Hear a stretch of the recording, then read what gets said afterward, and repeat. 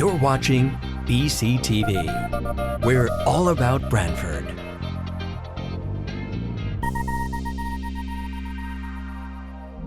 You're watching BCTV, Branford Government Television, a service of Branford Community Television. This program is brought to you in part through the support of the town of Branford.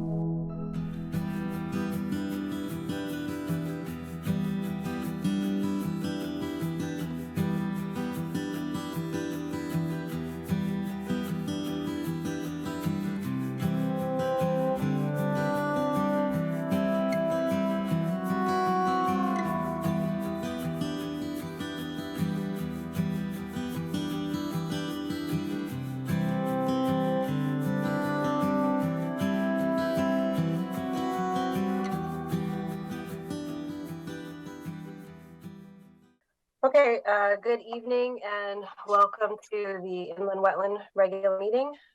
Tonight is Thursday, February 9th. This meeting is being held in accordance on Zoom in accordance with Public Act 22-3, and all speakers will be required to identify their name and title each time they speak. Materials related to the agenda items can be found on the agency's webpage. Please raise your hand if you would like to speak, and keep yourself otherwise muted. So first up on our agenda is a roll call. Here we have Clarice Begeman. Commissioner Begeman present. Commissioner Papantonis. Commissioner Papantonis present. Commissioner Basserman present. Commissioner Basserman. Chairman Basserman. Commissioner Steinberg. Commissioner Steinberg present. Commissioner Boda is present. Commissioner Finaro. Commissioner Finaro present.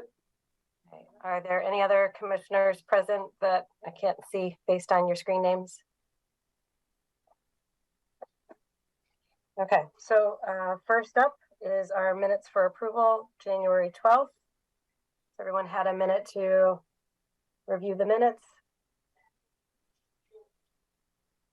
Is anybody ready to make any changes to the minutes or a motion to approve?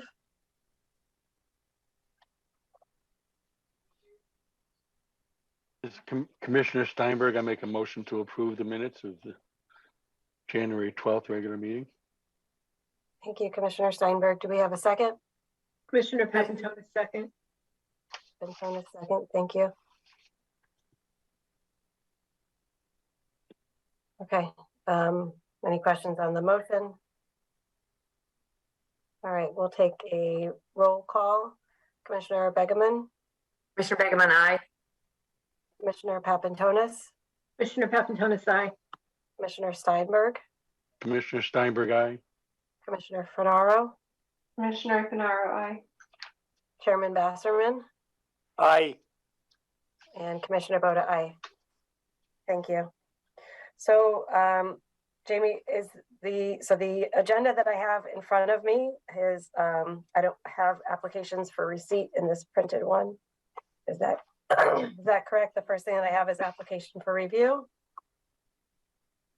Nope, I see, never mind. Now I'm looking at the online one.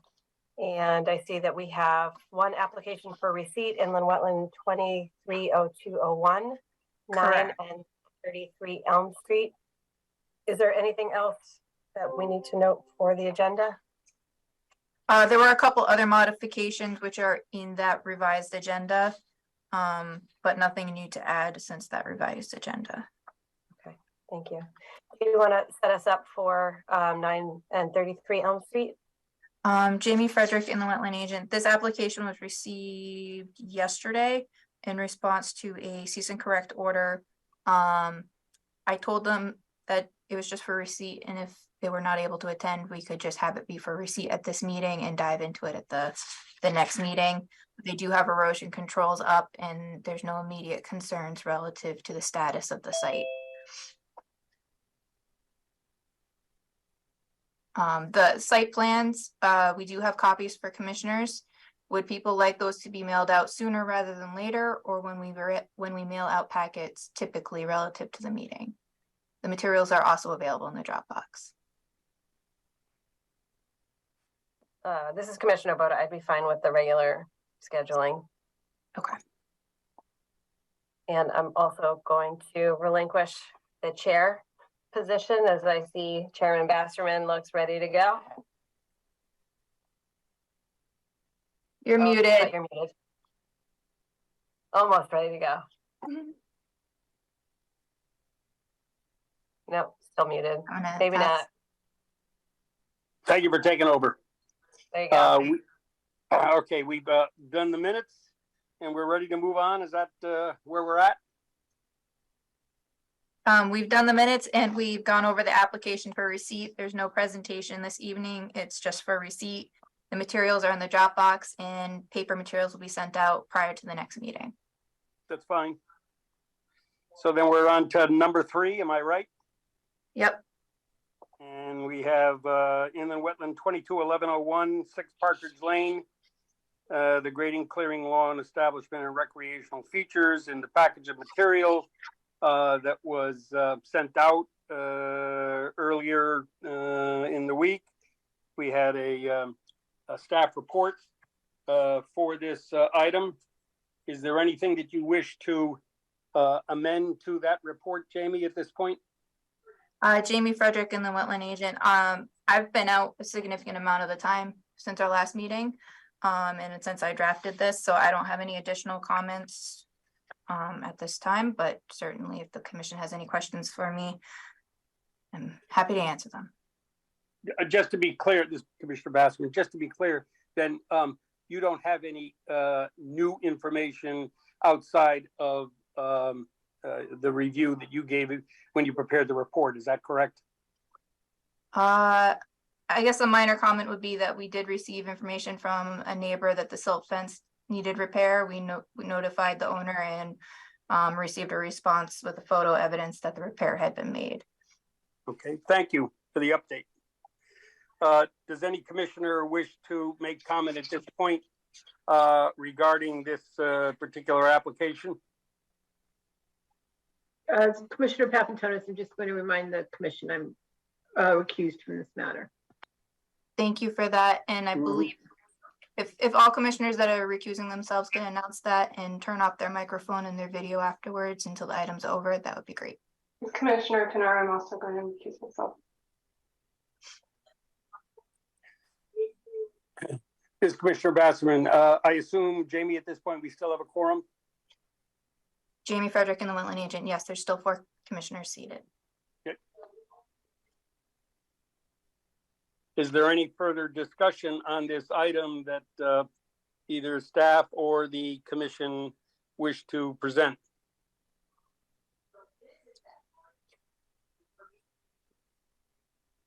Okay, would we want to go directly to the draft resolution at this point, Jamie?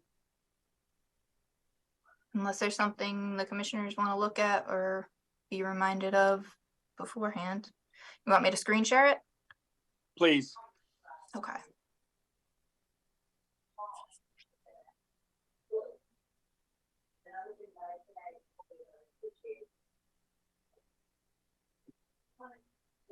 Just bear with me this evening. I am recovering from carpal tunnel surgery, so went well, but I'm a little slow. All right. Are people seeing the draft resolution? I am. Okay. So this is much like the staff report, conditions for consideration. At the last meeting, the commission asked me to draft something up. I drafted this up, had town council take a look at it, and then it was sent out to commissioners and the applicant team. I didn't receive any comments, questions from anyone. So here it is for review, discussion, consideration. I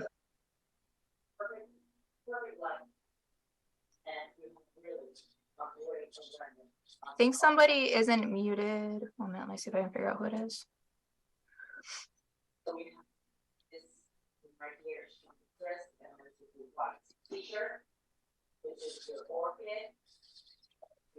Oh, Peter, is there somebody talking in the background at your location? I think the TV's on the other one. Hold on, I'll shut the door. Okay.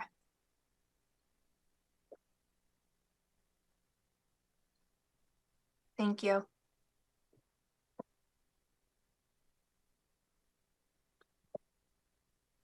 Is that better? Yes, thank you. Okay. Yep.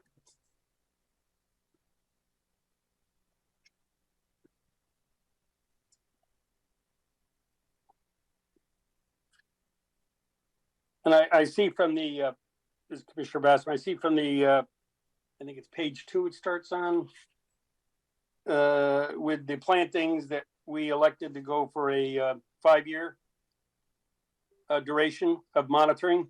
That was based on some discussion at the last meeting. Mhm. Everything in here is flexible, can be modified, can be changed. But 3 to 5 years was discussed, and I believe that there is language that says the duration of Item C. D says the duration of monitoring may be reduced at the commission's discretion if clear compliance with the success standards is documented in all reports. Duration of monitoring shall not be reduced to less than 3 years. So if everything's looking good at 3 years, the commission can determine to say that that's sufficient. Mm-hmm.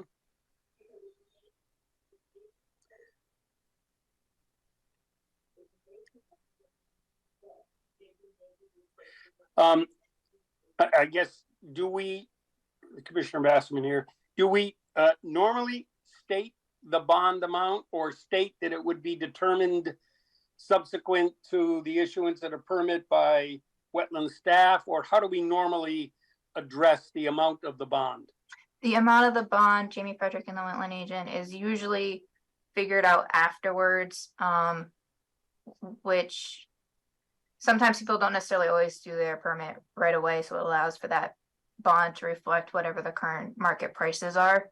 So that's been what our running practice has been, and that's what's recommended in this instance. Right. Okay. Which is this paragraph here. The permit the one that IW agent an estimate. Yep, got it. And essentially, if we can't come to an agreement on an amount, then I bring it to the commission. Okay.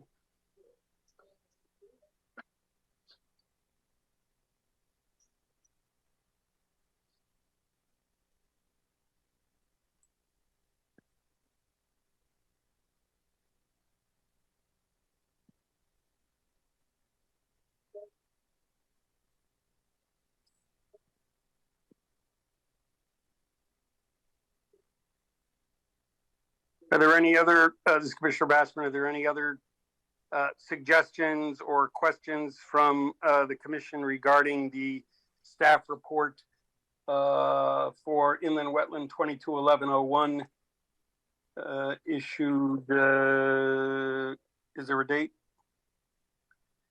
No, okay. I believe, no, there's not a date. Staff resolution. Any other questions from the commission or comments? So this is Commissioner Bode. I think that staff did a thorough job running through and enumerating what needed to be documented.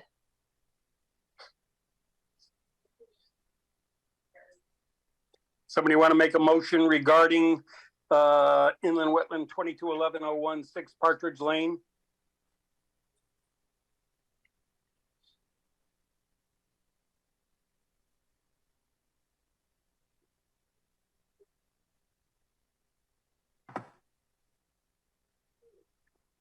This is Commissioner Begema. I make a motion that we approve the resolution IW 221101 6 Partridge Lane. Do I need to say with all the as written or as presented tonight? I think as written is fine. As written.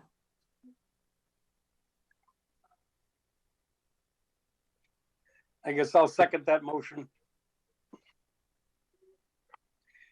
Is there any further discussion on this permit? This is Commissioner Bode. Can I just ask Katie to read back the motion? Okay.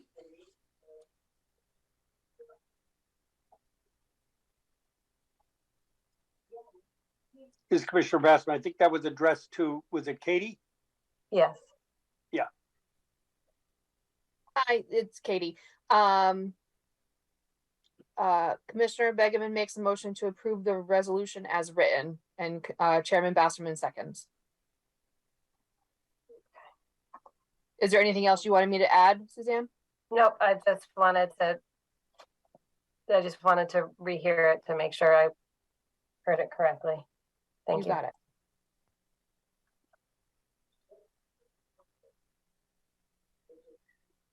Hearing no amendments to that motion or further discussion, I guess we'll take a vote. Commissioner Begeman,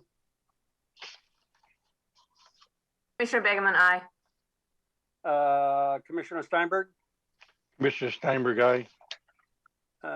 Commissioner Boda, Commissioner Boda, I'll abstain. Commissioner Basserman, aye. I get two recused. Is there one left? You don't need one. You were the fourth. You have a majority, so you don't need a fourth because you have everybody voting, and so you have a quorum. So you're okay. So the abstinence does not change the quorum requirement? Correct.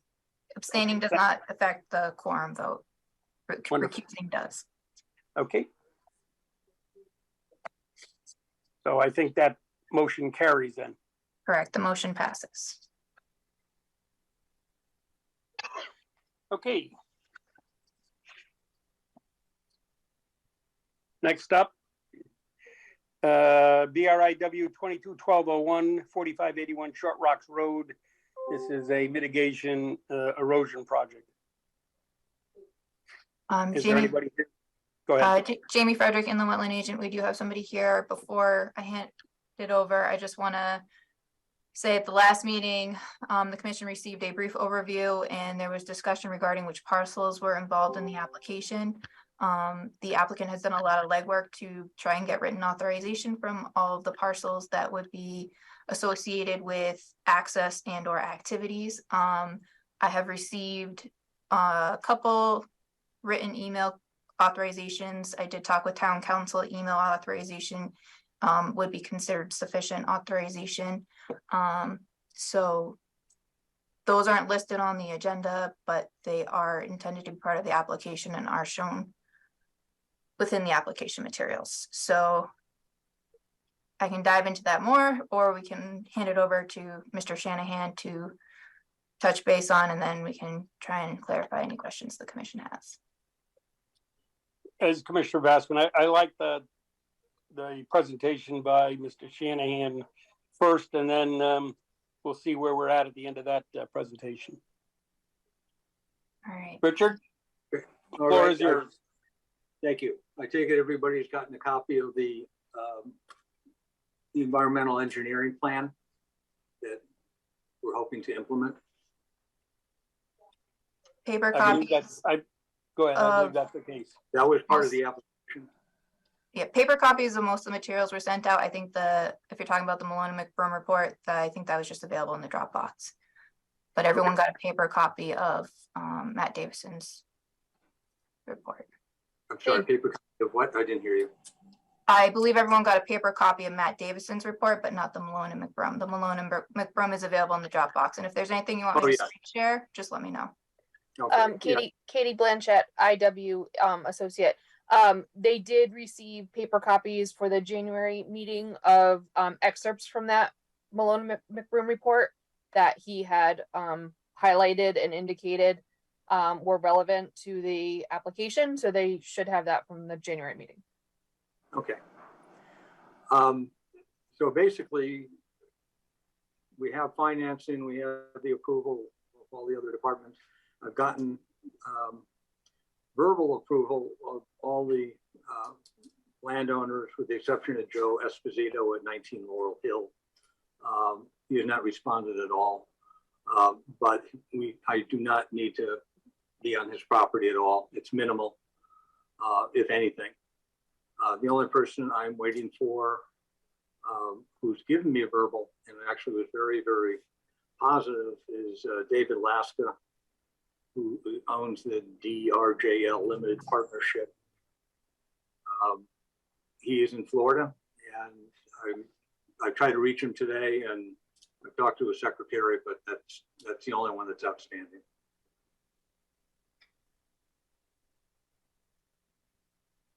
So my recommendation would be either and this can be a discussion between the applicant and the commission, either to at this time exclude that property from this application, or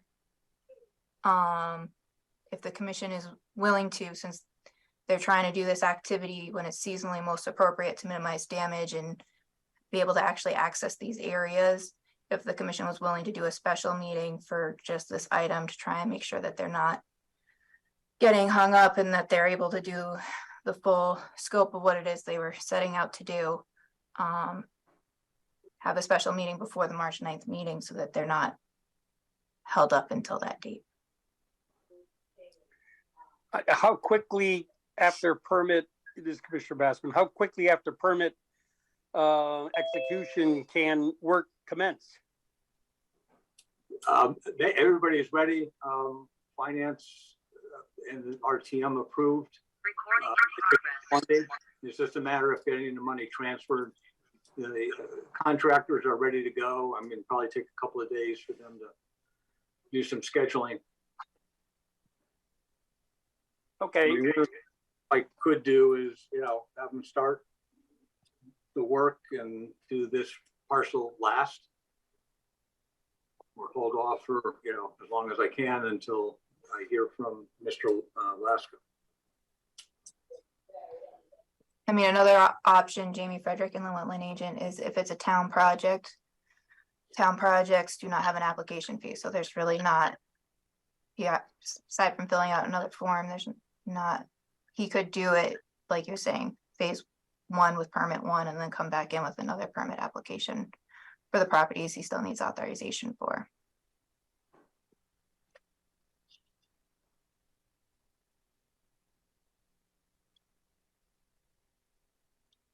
That seems reasonable, I think. Yeah.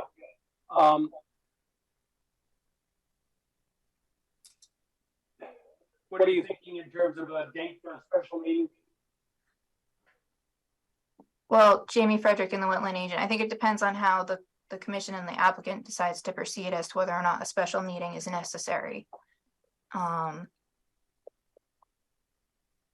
So as the applicant said, there's really one property owner that he needs written authorization from at this point. So if we want to try and get everything done all together, I would say, whatever is reasonable for the commission and what would be reasonable for Mr. Shanahan to get that authorization by. Commissioner Begemon, I think we do special meetings if there's a rush to get things done. If this can be done in phases, I would say I would prefer that the application reflects the work that can be done with the okay from the properties that we have, and that the second phase, or whatever you want to call it, once that last property owner comes in and says yes, do it that way. So we're not holding up anything tonight. It wouldn't get held up. You could go ahead and start the project, and by the time you get the approval, should be okay. And it'll be a month from now.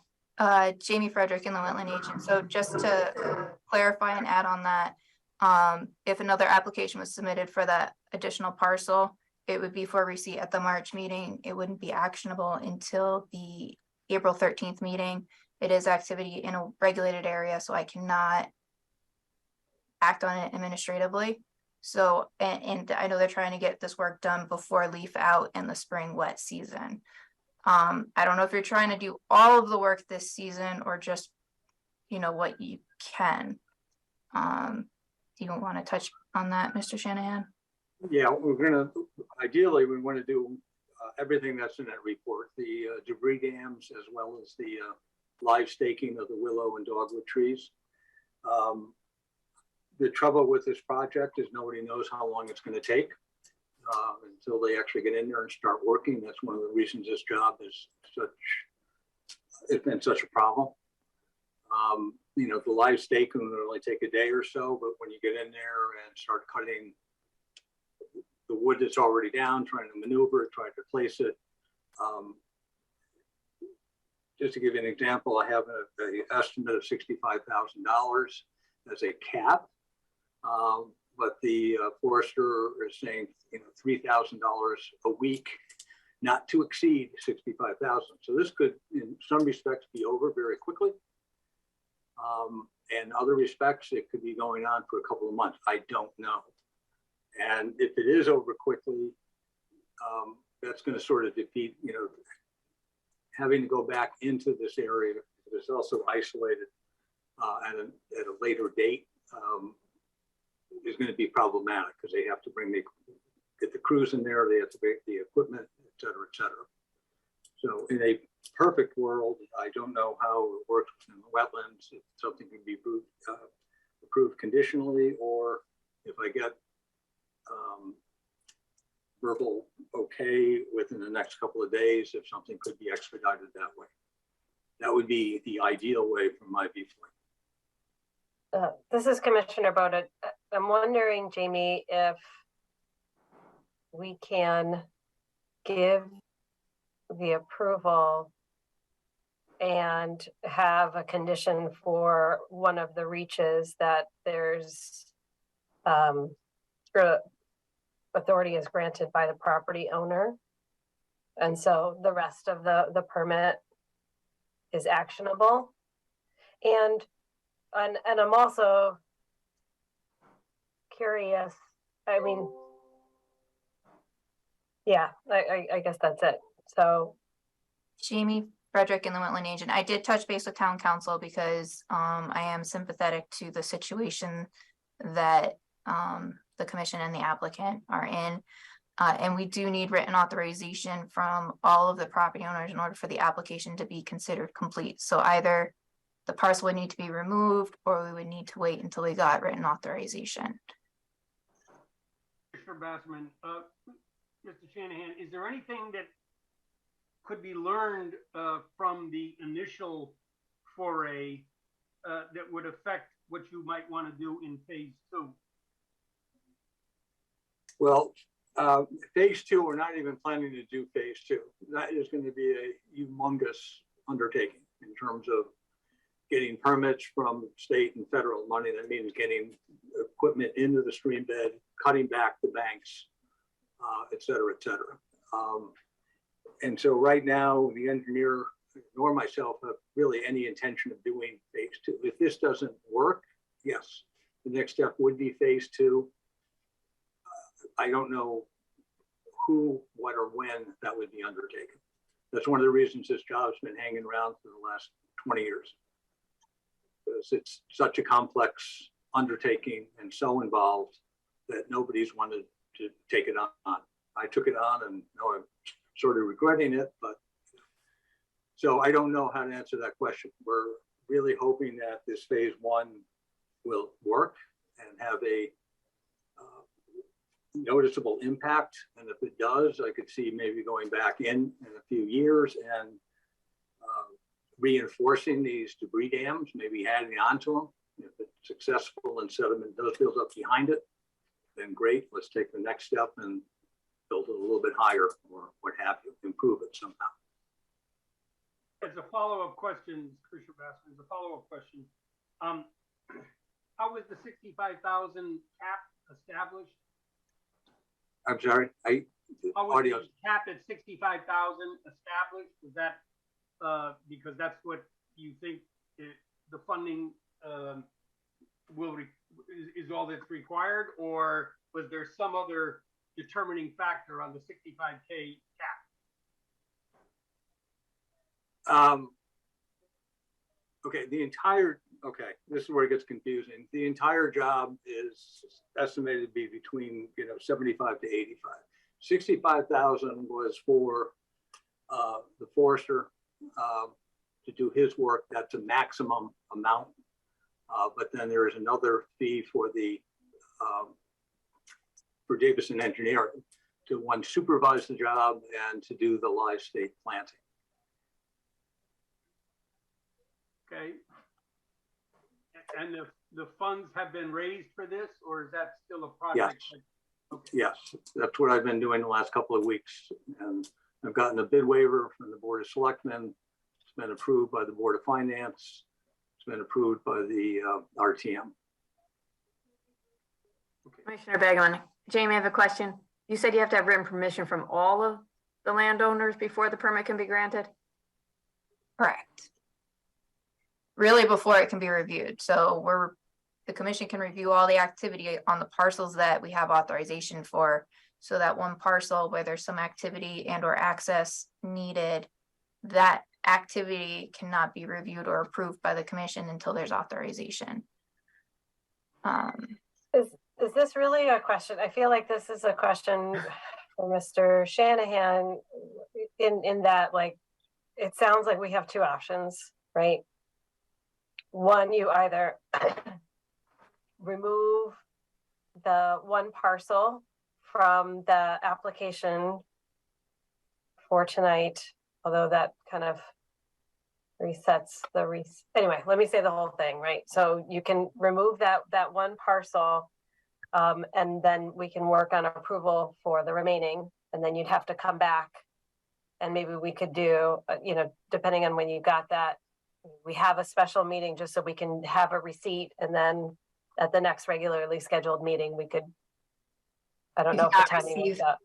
Applications at a special meeting, you can only receive them at a regularly scheduled meeting. Of course. Or we can wait, table this tonight. You can try to get that last property owner sign off. And then when we have that, I mean, if it's a matter of jumping on to a Zoom meeting for 15 minutes, I would certainly be amenable. It's an exciting project for the town. Pine Gutter Brook has been such a hot mess, and that it's being addressed is really important.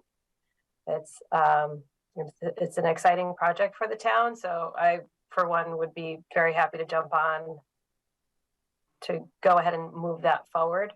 I think we really need guidance from you in terms of which road you would rather take, because for me, I don't have a reason why I would make one decision over the other. It would impact you and the project more. So I would ask you what you'd like to do. This Commissioner Bassman, before you respond, Mr. Shanahan, if I understand your comment, Commissioner Boda, if we had a special meeting to receive all of the homeowners okay, I guess we say 45 days because we can't act on the March 9th activity. So do we say 15 days or 45? I think that's overthinking and confusing. Essentially, it's confusing to me, which is why I asked the question. I don't think that's so. Essentially, if the activity on that parcel we don't have authorization for, if there's an intent to have that activity done this winter before the spring rain season, then I think the option that would be the correct vehicle would be to table this and continue it to ideally a special meeting if the commission is able to and Shanahan's able to get that authorization letter. Or if you want to table the activity on that parcel and do it in the fall, then that could be a separate application. So if you think you can get authorization from the last property owner within the next week, and the commission is able to meet sometime the end of next week to have a special meeting on just this one item, that would be the other option. So basically it's that parcel, either everything gets tabled for however long until the special meeting, or that one parcel gets left behind for this season. My preference would be to, if we can table it, and if I can get written permission within the next week or two, have a special meeting that way. and just do the entire job at once. Because part of it is starting at the top, putting the debris dam, going down, taking another one, and to skip this and then go back to, try to fix it at a later date. Next fall will, is not an option. I mean, I don't know if I'm going to be around to take that on. Been later this spring, I don't know. I mean, they still may be on the job, for the next month and a half, or as I said, they may be done very quickly. I don't know how many people he's going to plan to put on the crews and what have you. So that would be my preference. If the commission is willing to do that. Is the commission available next Thursday? And before we start asking that, Shanahan, do you think next Thursday would be a reasonable time to get that by? Yes, if I by next Thursday, either A, he's not going to give it, period, or he will have given it. So it's going to be answered one way or the other. And just one other thing. So if you look at this map, the property lines do not match up with the stream bed.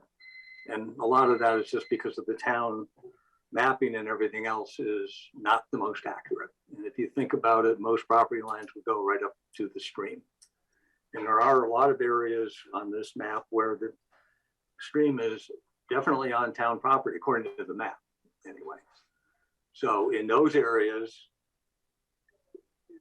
if that's where we ended up putting the debris dam, would that be okay?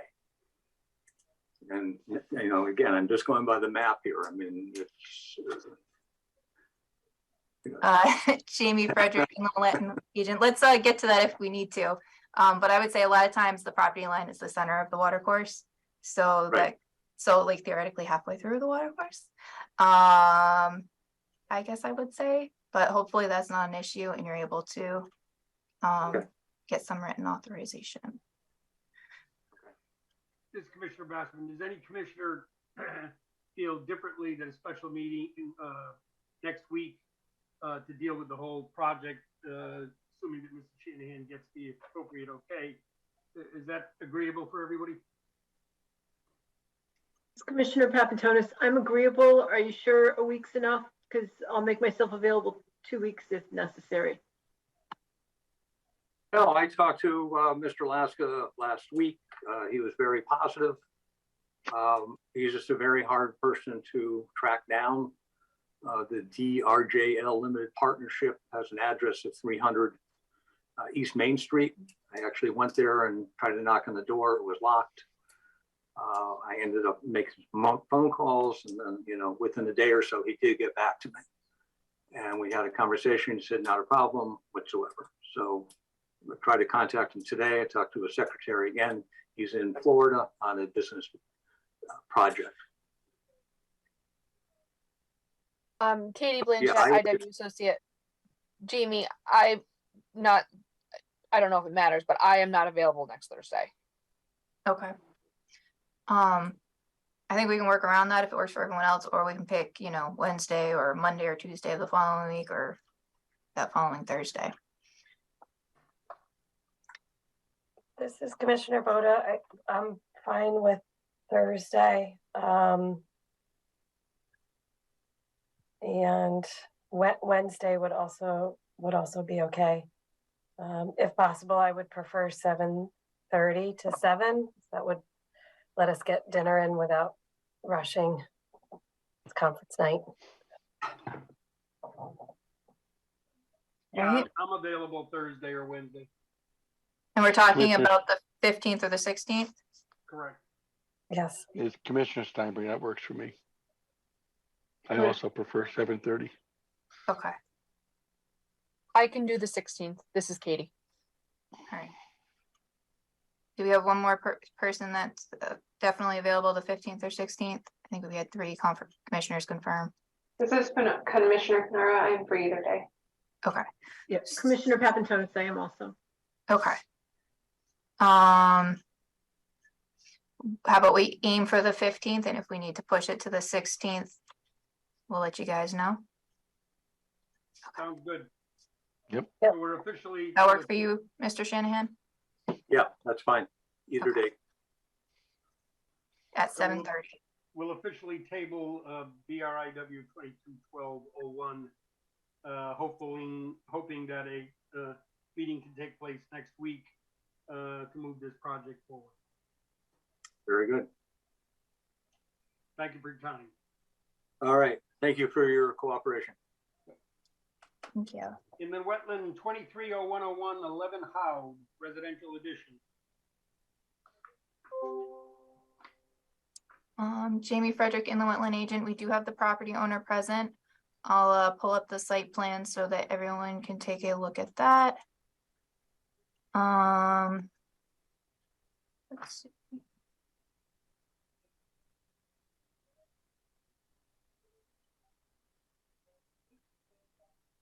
All right, so there's an existing single family house and the proposal is to put a one car garage addition on the northwest side.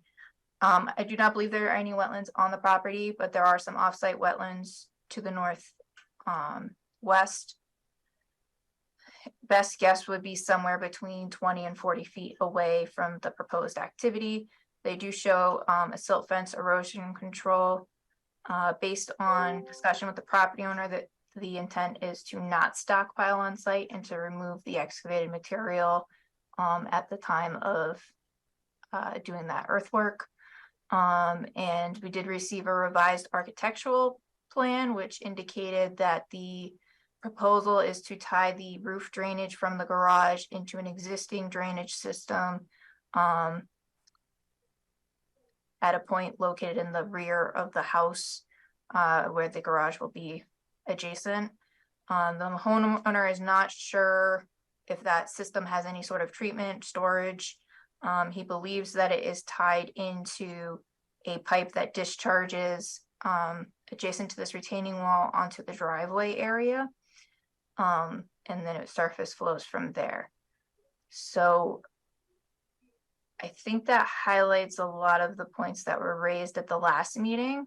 If the commission has any questions for me, I can answer those, or we can hand it over to the property owner to clarify and or correct anything that I just said and to add any additional comments. This is Commissioner Basserman. Jamie, I think from the last meeting, the rear that the homeowner is looking to put the garage, etc., is relatively flat. The rear, I do have some. Going. There is a hillside, so it does slope down, but this area, the front area is relatively flat. They definitely will have to do a little bit of excavation on the back side. If you want, I can show some pictures showing the side of the house. I'm just wondering what the slope is at the northwest corner here. We do have an aerial or a GIS map with the Yep. the LiDAR elevations, which are give or take. Mm-hmm. So if you can, this is the side of the house where the garage is going. So you can see it's relatively flat in the front and there's just a little bit of a slope in the back. Okay. There's a chicken no coop. wetland down where you just pointed with the cursor.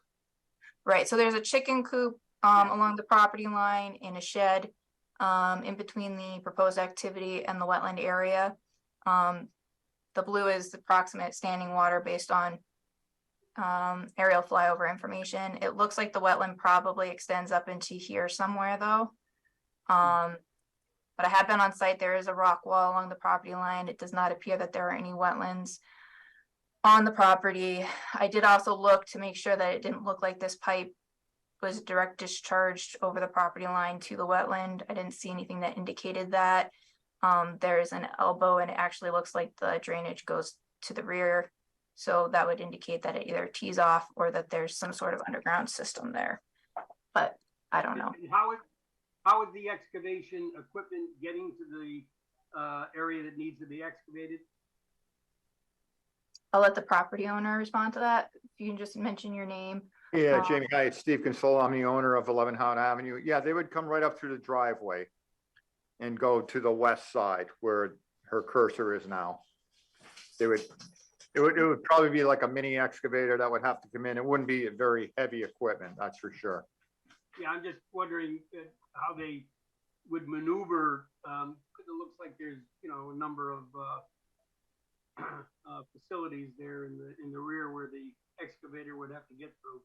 Yeah, it is fairly tight, but there is room for a mini excavator to get in there and do what they have to do. Yep, Okay, thank you. thank you.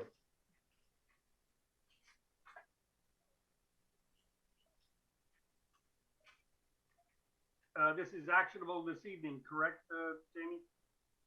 If the commission believes that they have all the information they need, then yes, it would be actionable.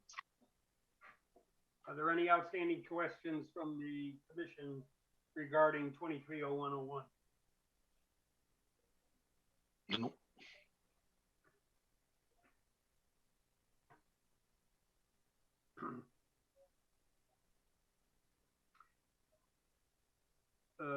Are you satisfied, Jamie, that you have all the information that is appropriate for this project? So the other thing the commission had asked for was whether there was a narrative. There's some very loose information in the application regarding process. It's pretty generic, but there is information in there. I would recommend, I did not do staff reports. I just got back in the office this week and I did not have the opportunity to do so.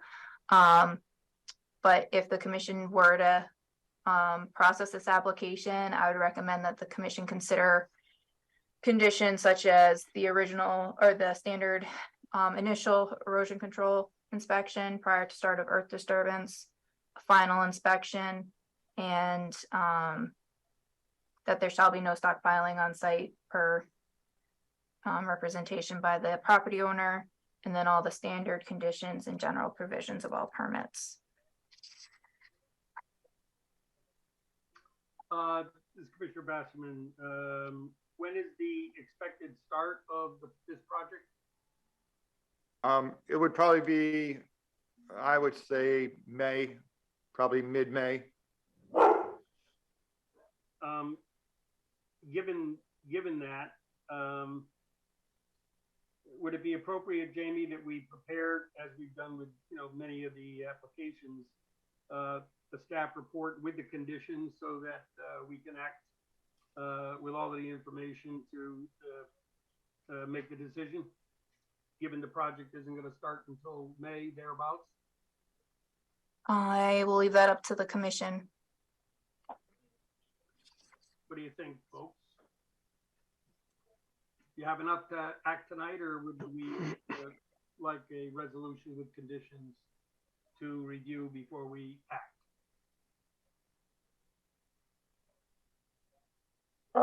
This is Commissioner Boda. I mean, I think as far as a practice goes, it is a good practice, and we're not under the same kind of, I think that we have the time, and so we certainly can. That doesn't prevent it from moving forward with P&Z, right? It can continue. Yeah. No, but planning and zoning application can run the same time as inland wetlands. Okay.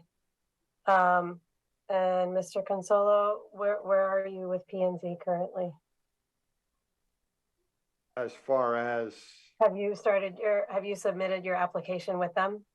no, Okay. no, So, no, because I was told I had to have this done first before I get any other permits. Is that correct, Jamie? So planning and zoning commission likes for the inland wetland approval to be obtained first, but you can run both at the same time. And Okay. particularly if you're submitting to them now at the end of the process, they get concerned that inland wetlands has to make the decision before planning and zoning can make a decision. So they get concerned that they're going to run out of time if you submit at the same time. Okay, I think that you're far enough in our process that you could submit to planning and zoning and it wouldn't be an issue. okay, yeah, the timing actually would work out nicely, because if you submit with them and you come back to us, we finish up our process, and if they have the same process of having to have receipt in one meeting and then it's not actionable to the next, you couldn't get your permit from them anyway. So our excuse me, our doing our due diligence wouldn't slow you down. okay, yeah, that's fine. So I would go see them and then I would have to come back to you. Is that correct? That's correct. Okay, that's fine. Yep. And Yeah, so it would be, our next meeting is what, March 9th? March 9th, correct. Okay. And I'll send out a copy of the staff report to you so that you can see it prior to the meeting as well. You can let me know if you have any questions or concerns. That's the document that the commission's talking about. Does the commission have any questions or concerns for the application as far as additional materials and or additional thoughts regarding conditions at this point, or want to wait and see what I present? Commissioner Basserman, there's no plantings here, correct, Jamie? Correct, there's no proposed plantings. Right. Yeah, no, I'm okay. And it's my understanding that at least for the time being, the intent is to keep the coop and other structures on site. Yep. Great, we'll decide this one at the next meeting, March 9th, and hopefully at that point we'll have a staff recommendation with list of conditions. Great. Thank you. Okay, thank you. Yep. Inland Wetland 230102, 76 Greenfield Avenue, the regrading and expansion of the driveway. This is an after the fact application.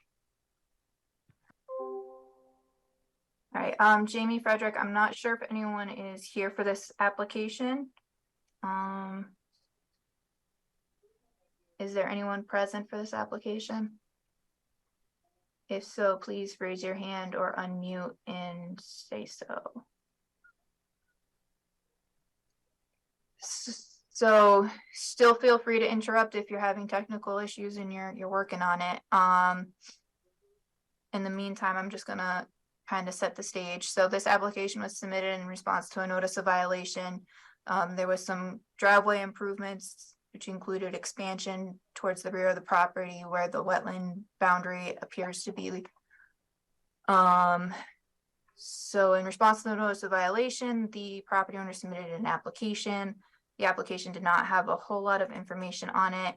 After the last meeting, we did request some additional information, particularly regarding dimensions of the parking lot or the driveway, and any drainage improvements that may have been made. And we did receive back a sketch with approximate dimensions. I have not reached out to the property owner. Like I said, I just got back in the office this week and I didn't have the opportunity to until yesterday. And then I felt like it was not going to get us too far for today's meeting. So I guess the question for the commission is, do you think you have enough information to make a determination on the application? Would you like to set a site walk or try and have staff go out and get some more information regarding current site conditions? Before we dive into this, let me show. Okay, so this is the house and this is the driveway in question. There was an application which showed the driveway going, I want to say 12 feet past the rear of the house. The driveway clearly extends more than 12 feet. I measured from the rear what I assumed or estimated to be about the rear of the property, and it was about 45 feet from the rear of the property to the farthest place. But as you can see, it's obviously at an angle that does not go parallel with the back of the house. I believe the wetland is located further back. I did go through the Regional Water Authority property. There's definitely no direct wetland impact from the driveway expansion, and I didn't see any evidence of erosion or sedimentation.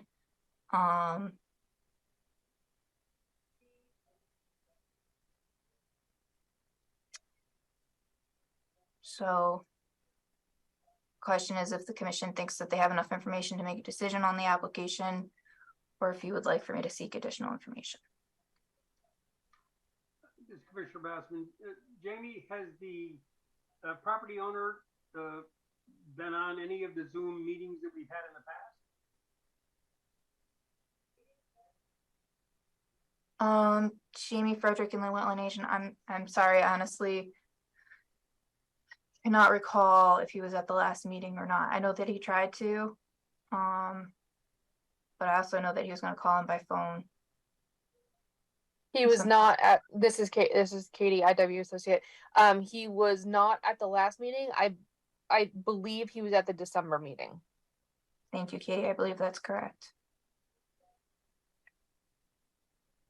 This is Commissioner Boda. So the document that I'm looking at with the red handwritten, yeah, that one.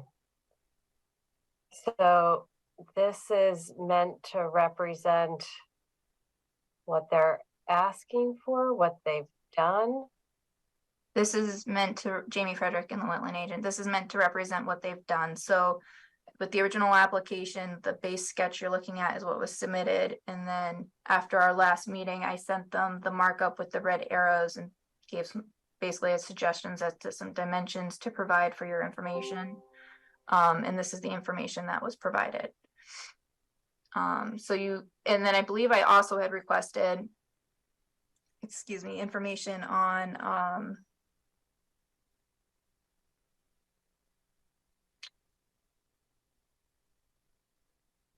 I don't think I have that. Oh yeah. Was any stormwater management added relative to the driveway expansion, or is any stormwater management proposed? There was no response. I would probably assume that to mean no, but I don't know. And I did not reach out to the property owner to confirm.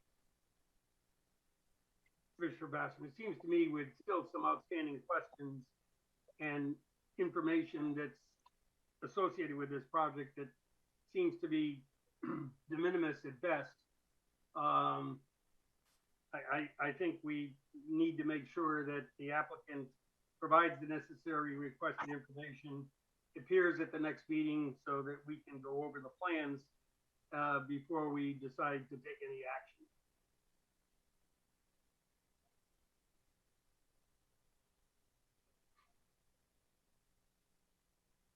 Let me just double check when the application was submitted to make sure that we're not running up against time clock. Yeah. Well, it was at the December meeting. It was at the December meeting, I think, because of the notice of violation. Or I think we originally had it on as it wasn't even a formal notice of violation at first. I was asking the commission how to proceed, and I was informed to issue a notice of violation. The date of receipt on the application is listed as January 12th, so that would mean that it could be continued to the March meeting without an extension. That would be my recommendation.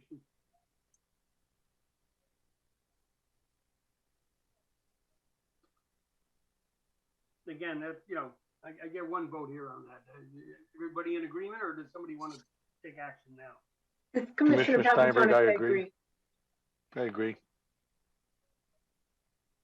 Commissioner, I agree, but I think that at the next meeting, we need to have some sort of description of whether this is a finished project, what more is in, we have to have more information about what we're looking at and what's either completed or still planned. Okay. I don't think that sketch is going to cut it at the end of the day, Jamie. So I think ultimately, I mean, the application is for the driveway improvements that have been made, but we'll ask for clarification that there's no additional activities proposed at this time. I believe I did have a verbal conversation with him regarding that. I'll try and get it in writing for the application. Is there any additional information that the commission feels is necessary to make a decision? I know that the owner was concerned about his ability to attend a remote meeting. So hopefully he'll be able to attend, but you know, should he have technical difficulties and can't attend, we are going to run up against the time clock at the next meeting. So I want to try and make sure we have as much information going into the meeting as possible. Again, you know, this is not somebody that just filed an application. This is in response to a NOV. So to me, there's a little bit more that of an expectation that you know, we have a homeowner or property owner here who would be cooperative. Is the commission looking to have stormwater management, or looking to just see if there is something to make sure that there's like no direct discharge, erosion concerns? Would the commission essentially request that staff goes out and does an inspection to see if any additional concerns come to our attention, that maybe so need.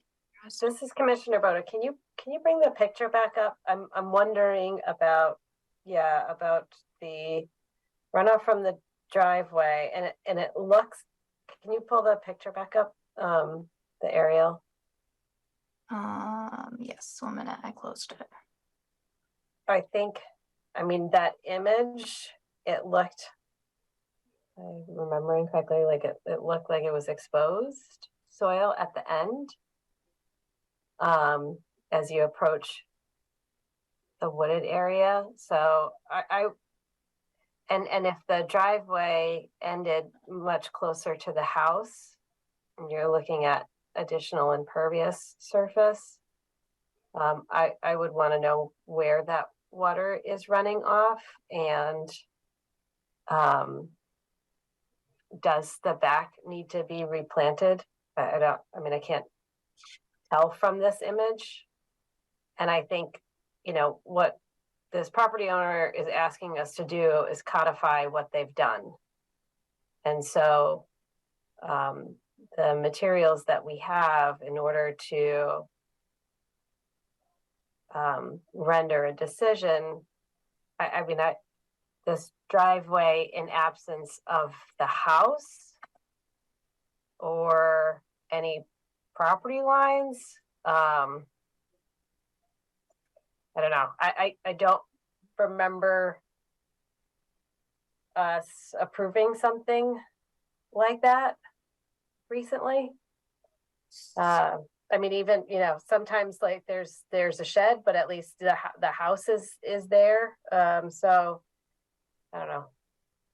Katie Blanchett, IW associate. We do have on the ground photos. Jamie, they're in the violation folder. That you might be able to bring up. This is Clarice, Commissioner Begman. If somebody had come for a permit to extend their driveway, what would we have needed to see? So Jamie Frederick in the Wetland Agent, let me ask a question and try and answer your question. I think it depends on the extent of the activity. In an ideal world, it would be shown on a survey, but the commission doesn't always require a survey. I think maybe to some of the points that Commissioner Boda was indicating earlier, having it shown at least on like the town GIS, so that way you have an approximate idea of where the property line is and other things around what is being proposed, rather than a driveway and a couple of lines indicating the end of the house. So I think what might be the best action is for me to try and meet with the property owner, give him a copy of the GIS maps that he can update with that information, and get some answers to some of these other things, and maybe some better pictures, because the pictures I took were from Regional Water Authority property, and I had walked through a lot of multi-flora rows at that point. So if you want, I could quickly show you those pictures of the existing condition that I took from off property. And I think that's my plan. If there's any additional questions or concerns the commission wants to add for my homework for the next meeting, then by all means, let me know. Mr. Bassman, the issues that Commissioner Boda raised regarding the stormwater, is that covered in the letter that we briefly looked at, that you sent to the property owner, or would it extend beyond what we've already requested? All I asked is if there was stormwater management or if there was stormwater management proposed. I didn't ask where the runoff goes. So maybe not only a phone conversation with the homeowner, but maybe a physical visit would be helpful. I think a physical visit would be very helpful. If the property owner is willing to agree to that, it would, I think, be the fastest way of resolving this. So this is the approximate property line. I don't know if you can see it, but there's a fence right here. This is the rear of the driveway expansion. And if you look at historical aerial imagery, you can see that he was parking boats and various things back here before he just he changed it from lawn to this processed material. And unfortunately, it's very hard to see that edge. It does look like it's stable. You can see that there's leaf litter going up to the edge. But this is the best I've laid eyes on the back of that driveway area. And I was standing back here, and I was confident at this point I was not in a wetland area. So I don't think that there's been any direct wetland impacts. I'm not sure if there's any wetlands on his property or if they're just on the Regional Water Authority property. But I can reach out to the property owner, tell him that he needs to attend the March 9th meeting and see if we can arrange a site visit to streamline that discussion at the March 9th meeting with having the information available for you to review.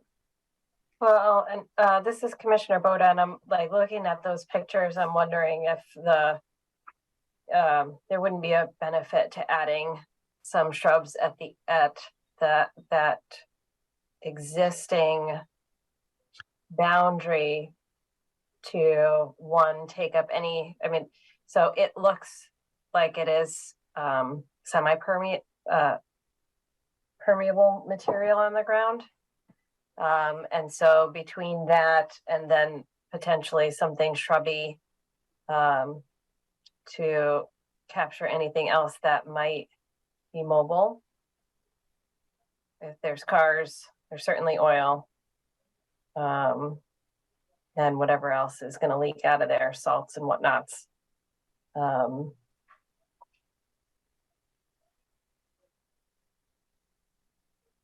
So that could be a beneficial thing to add.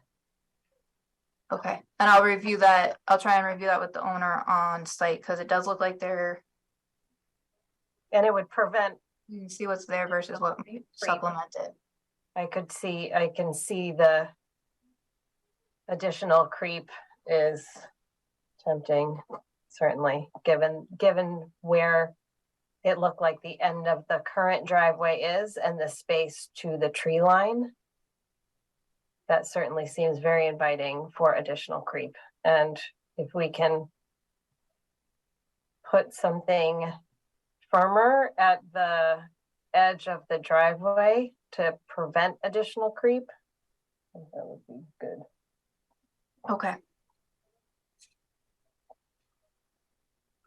Commissioner Bassman, while I was trying to get my act together, did you guys deal with the receipt application of inland wetland 230201, which is on the revised agenda? Yes. You did? Thank you. Okay, jurisdictional ruling request, inland wetland jurisdictional ruling 230201, 69 Damascus, the replacement of a stone wall. All right, Jamie Frederick, inland wetland agent. We do have the property owner present. I'm going to ask him to unmute. He is on a phone. So Stuart, this is your item. Can you hear me? We can. Oh. Okay, hey everybody. 1 minute. We got an echo. Do you have your TV on, Stuart, with CCTV?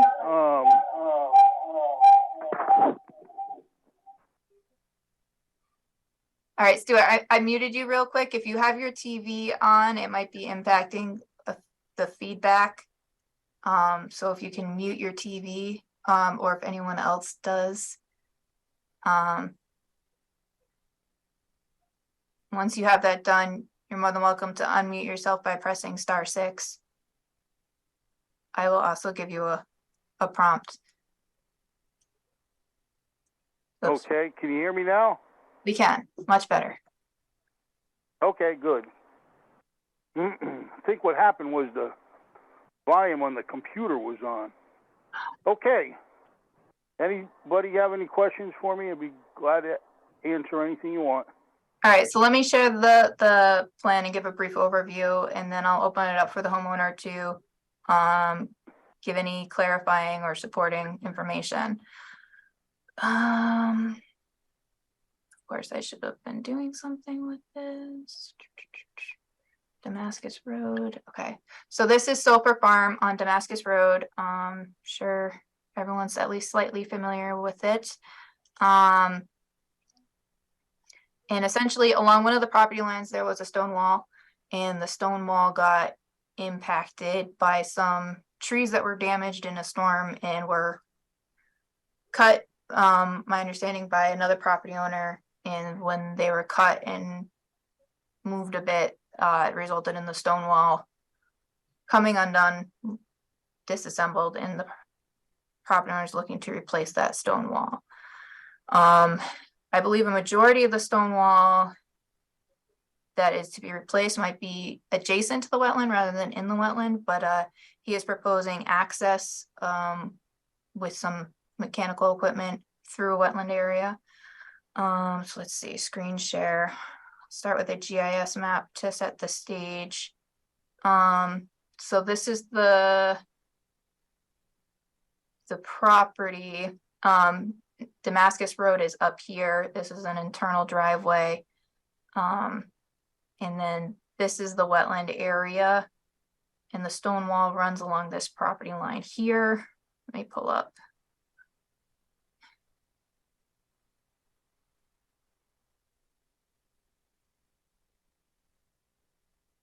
All right, so this is the site plan. Here's that internal driveway and Damascus Road. So this is Indian Woods Road, is the properties that abut on this side.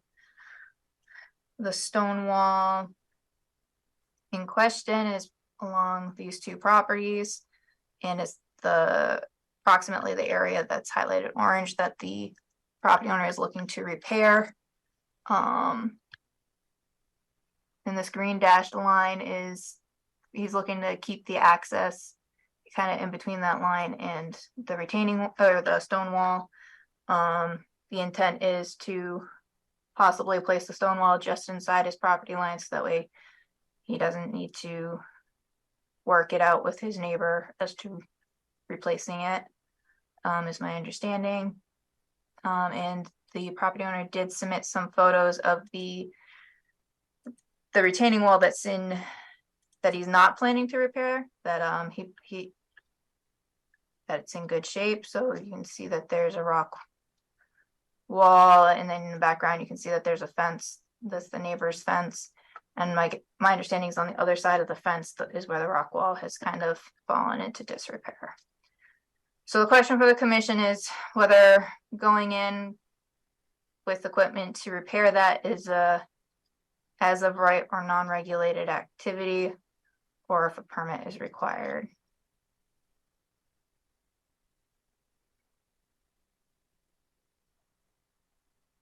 And my understanding is he's looking to do the work when conditions are dry and leaf off, so that way he can reduce impact to vegetation.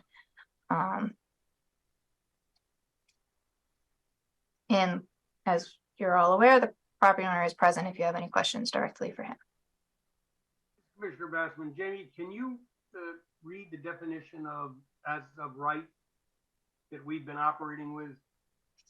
Let's see. I was gonna, yeah, this is Commissioner Boda. Can we just pull up that section of the regs? So I think there are two sections that could theoretically apply. It is a farm. I don't think the rock wall is, but it's not relevant really to relevant the to the farming farm. operation. So, and then the other one that I think would theoretically apply would be uses incidental to the enjoyment or maintenance of residential property, which this is, and it's farming, but also residential property. Such property defined as blah, blah, blah. Such incidental uses shall include maintenance of existing structures and landscaping, but shall not include removal or deposition of substantial amounts of material from or into a wetland or water course, or diversion or alteration of a water course.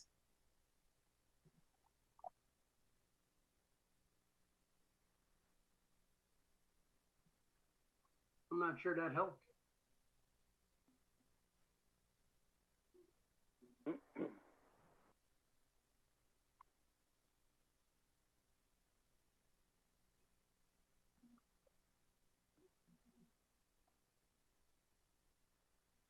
Commissioner Papantonis, is this a rock wall that predates our regulations? I do not know the answer to that. I'm not sure if the property owner can respond to that or not. Can you hear me? Yes. Hello? Hi. Yeah, the rock wall has been, that rock wall has been there since my family has owned the property. It's 1929. This year would become a bicentennial farm, 100 years. It was there before my grandfather bought the farm from the town of Branford. That area was grazing. There's evidence of barbed wire and fencing along the rear southerly property line, which I don't, at this point in time, use for grazing. But my intent is to hire Criscola Engineering to resurvey that line to make sure that the property line remains intact, and to use the stones that were pushed out of line and no longer exist to put them back so the line is back in accordance to where it used to be, so I can continue to maintain and monitor my property as it always was. I don't plan on doing any excavation. I don't plan on doing any removal of any trees. I don't plan on trying to be as minimal impact to the land as possible. But because somebody destroyed that wall and pushed some timbers onto my property, I need the help of a small machine to lift those timbers off the stone wall so that I can put the stones that were pushed all the way around the area back in a line.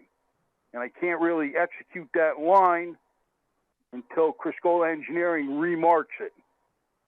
Well, that map was made 10 years ago for me, but the pins in the stone wall were existing, and they were found as marked on the map. Well, one in the corner, I can't locate that pin anymore. 138 feet to the right, where the stone wall makes a southerly back boundary to the farm, the pin is intact in the wall. That point is located.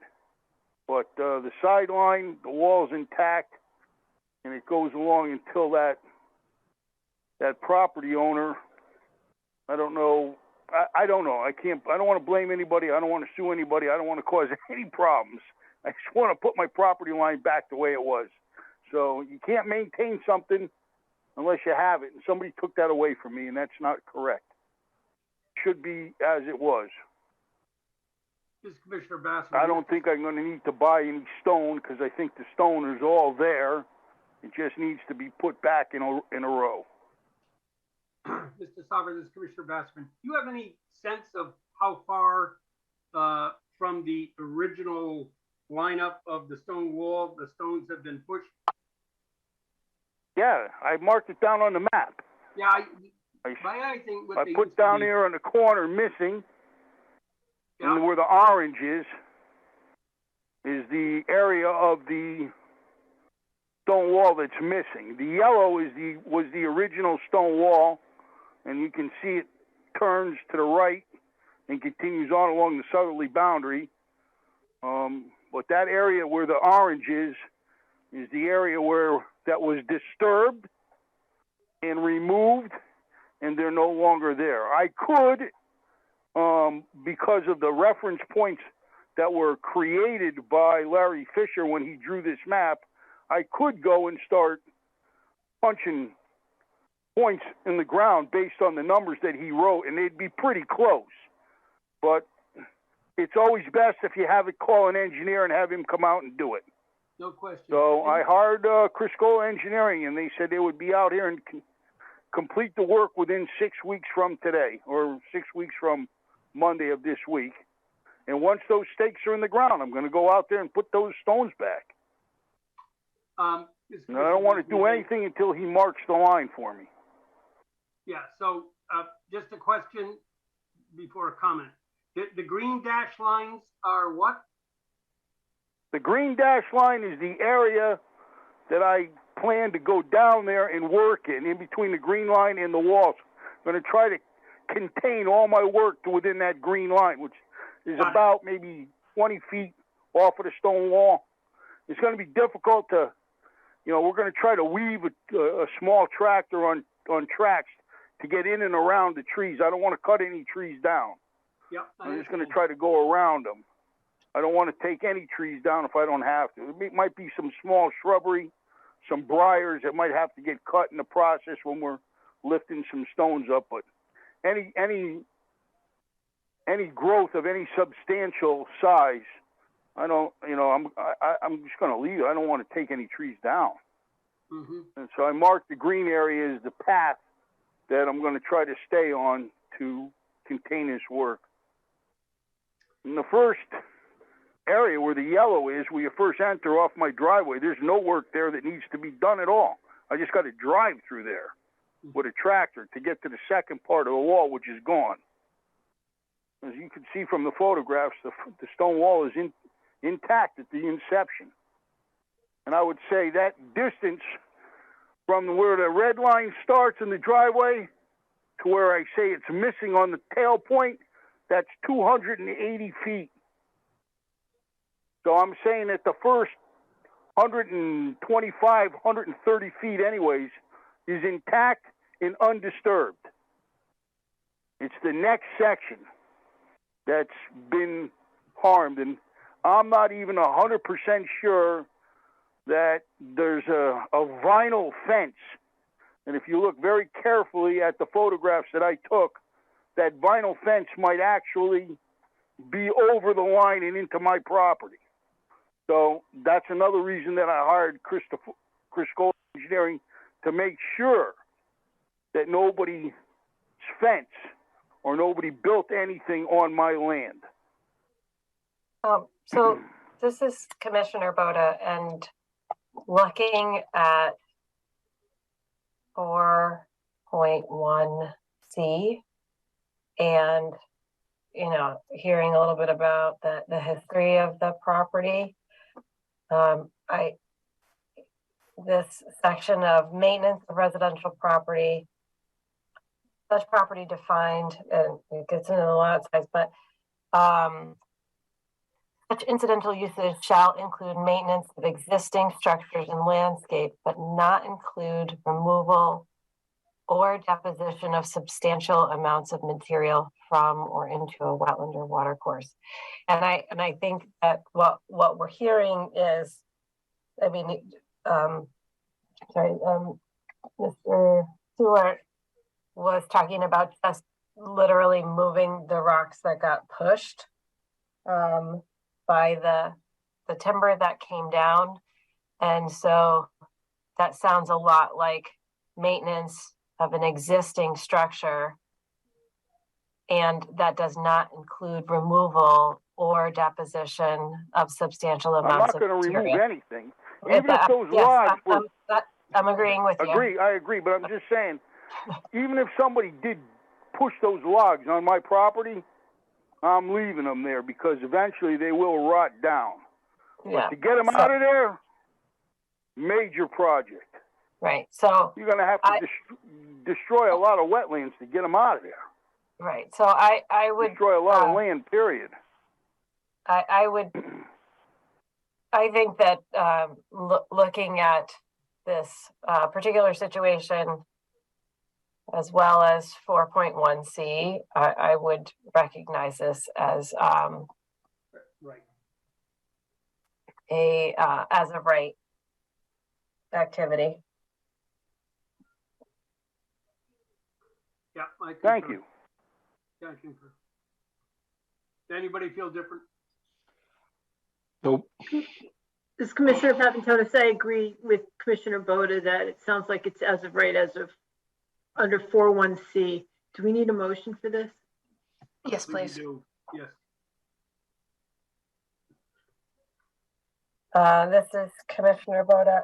I will, hold on, what was the address? 69 Damascus. I will make a motion that the work being done on 69 Damascus Road to restore a historical rock wall is permitted as of right under our regulation 4.1C. That is maintenance of an existing condition, and it is neither removing nor depositing substantial amounts of material into a wetland or water course. Commissioner No Papantonis, excavation at all. I think Commissioner Papantonis seconded that motion. Am I correct? Anybody have any other comments regarding that motion? I'll take a roll call vote. Commissioner Begeman, Commissioner Begeman, aye. Commissioner Papantonis, Commissioner Papantonis, aye. Commissioner Boda, Commissioner Boda, aye. Commissioner Finaro, Commissioner Finaro, aye. Commissioner Steinberg, Commissioner Steinberg, aye. Commissioner Basserman, aye. Okay, thank you very much. You're welcome. Good luck. I'll keep Jamie in the loop as to what's happening here. Appreciate it. Sounds Yeah, good. We'll send you a letter that confirms the decision the commission made. And we're All very right, I'll let happy you know what happens after Chris Cole Engineering drops the stakes. Thank you. Good luck. All right, section 5. I'm signing off. Have a good one. Yeah, have a good night. Cease and correct 220701 6 Partridge Lane, clearing and earthwork within a conservation deed restriction area.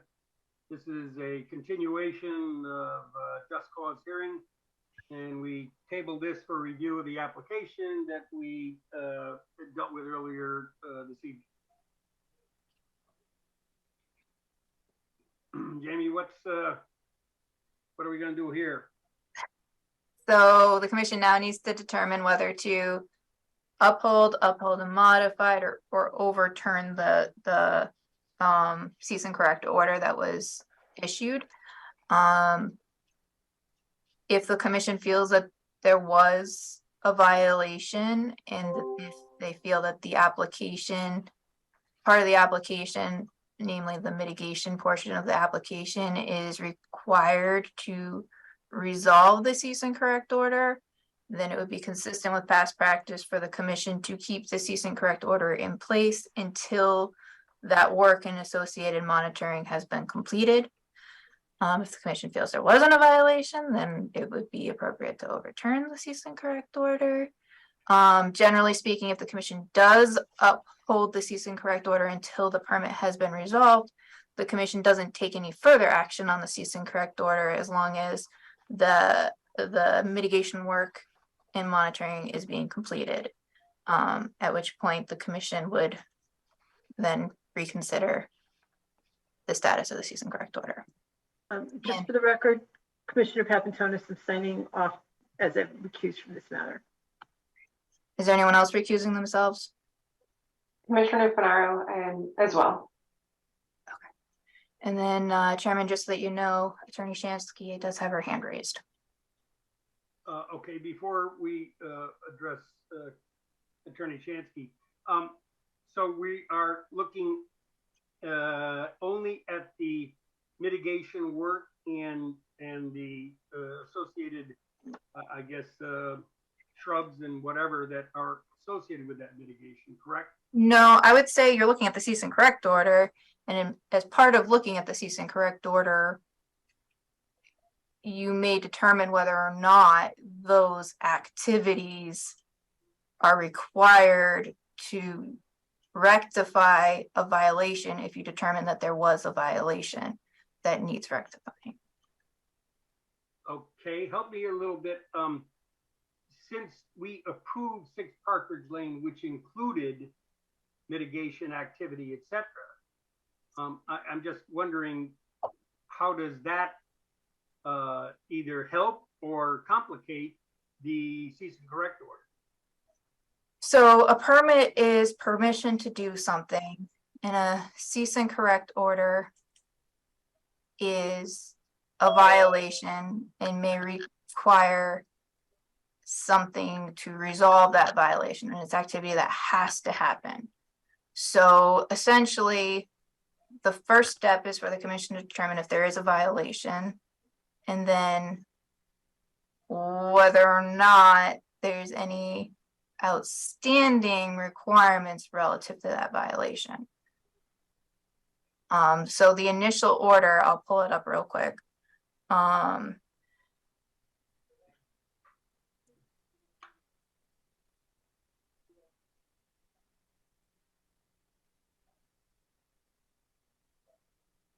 All right, so the initial order said to stop any additional work, contact the office to confirm receipt and intent to comply, attend a meeting as soon as possible, correctly install erosion controls on site. And so those were the 3 requirements that were specified in the cease and correct order. However, the commission has the ability to uphold and modify, or overturn. So if you were to uphold the order without modifying it, there wouldn't really be much point in upholding it, because the items specifically addressed in it have been addressed. However, the commission did table the cease and correct order to review the application. So the commission still needs to decide, I would argue at this point, whether to uphold and modify or to overturn the cease and correct order. And the basis of an overturn would be because the conditions have been met? Either the conditions have been met or you determine there wasn't a violation.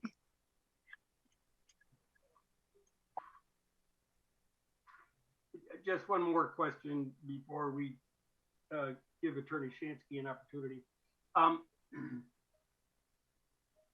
To the extent, Chairman, I'm sorry to interrupt you. I'm wondering, I think that Commissioner Steinberg stepped away for a second. Oh no, you're there. I'm sorry. I just didn't see you. Like, have we lost a quorum? Okay, never mind. Carry on. To the extent that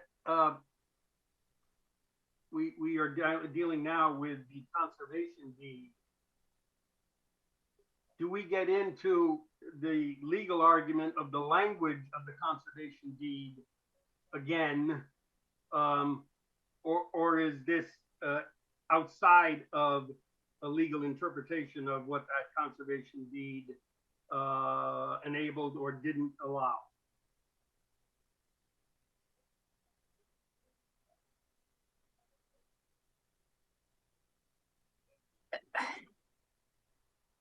Jamie Frederick and the wetland agent. I think, so the order did reference a conservation easement, which it should have referenced a conservation restriction, because that is what's in place.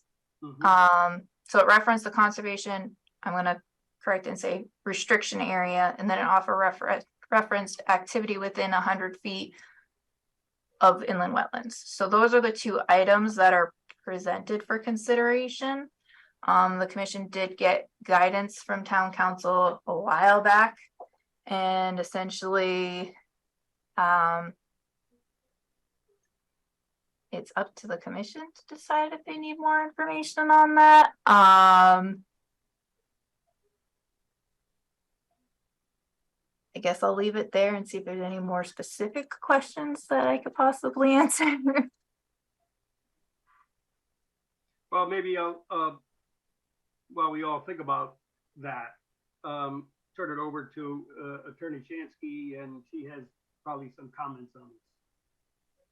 Thank you, Mr. Chairman. Attorney Marjorie Shansky for Adam Greenberg. The order that has just been taken off the screen had 3 items for correction that were all corrected within 30 days of the issuance of the order. The permit has been granted by the commission, and your enforcement going forward is of the permit. The permit specifically supersedes the order because the permit encompasses what the order requested. The order has been satisfied through the correction. And as I said in my letter to you in just the December letter, the conservation restriction provided the latitude for the request for the activity which the commission has granted this evening. So you can continue to ruminate, research, and debate about enforcement. It has been mooted by the fact that the applicant requested a permit, provided evidence to support the request of the permit, and the permit has been granted. I would suggest respectfully that it's time to move on. Thank you. Jamie Frederick, Inland Wetland Agent. I would say that I think the point made regarding the application being granted relative to the conservation deed restriction point touches base to what I could not connect in my previous statements. So I would say that the granting of the application probably does satisfy that aspect of the violation order that was written. I would say though, the commission, if the commission thinks there was a violation, and if the commission thinks that the plantings are required to resolve that violation, then I think it would make sense to keep the order in place until those plantings and the mitigation is completed. Yes, the permit grants the authorization to do those activities. It does not require that those activities are completed. So if the commission thinks that those activities are required to resolve this order that was sent in, I don't remember now, July, then I would say that it would make sense to uphold and modify. If the commission thinks that those are not required to resolve the cease and correct order, then it would possibly be appropriate to overturn the order. Mr. Chairman, this is Attorney Marjorie Shansky, that if there is a decision that gives continuing life to this order, it will be an appealable decision and a duplication of the enforcement capacity of the agency, a gratuitous duplication of enforcement opportunity by the agency. I would like to know in how many other instances you have granted permits and kept enforcement cease and correct orders that have been satisfied alive for the pendency of additional litigation. Thank you. Yeah, I'm not sure whether that's a veiled threat or not. I guess from my standpoint, there was no question that clearing and earthwork was done prior to an application being submitted. It is certainly true that the additional plantings, substantial plantings, are part of the application because of the activity of the clearing. And right in the application, right in the permit, there is a time period to make sure that those plantings in fact take hold and do the job that they're supposed to do. So I guess from that standpoint, I for one would lean toward keeping the cease and correct in place until such time it's apparent that the mitigation activity is substantially working. This is Commissioner Begemon. I don't understand why we need to keep it if everything, those 3 points have been taken care of, and the permit that we approved has the 5-year plantings that requires monitoring. So, Jamie, Oh, may I?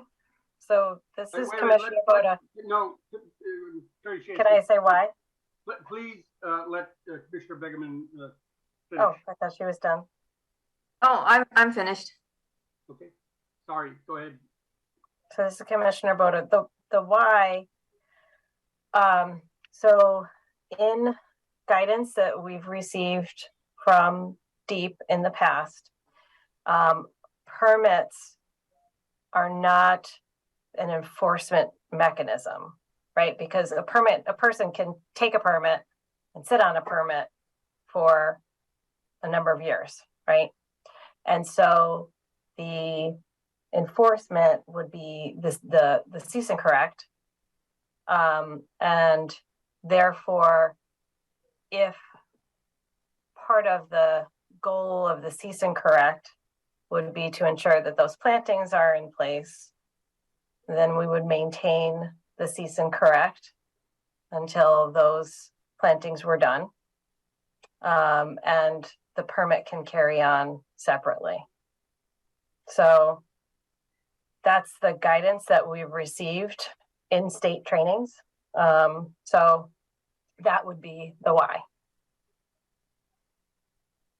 And there's a Jamie Frederick in the wetland agent, another in between where maybe the commission, you know, assuming the commission feels that there was a violation and application's been submitted, the application itself may have resolved the violation and the plantings are just part of the application. So it's up to the commission to decide if that's a requirement to resolve the cease and correct order. And Chairman Attorney Shansky has her hand raised again.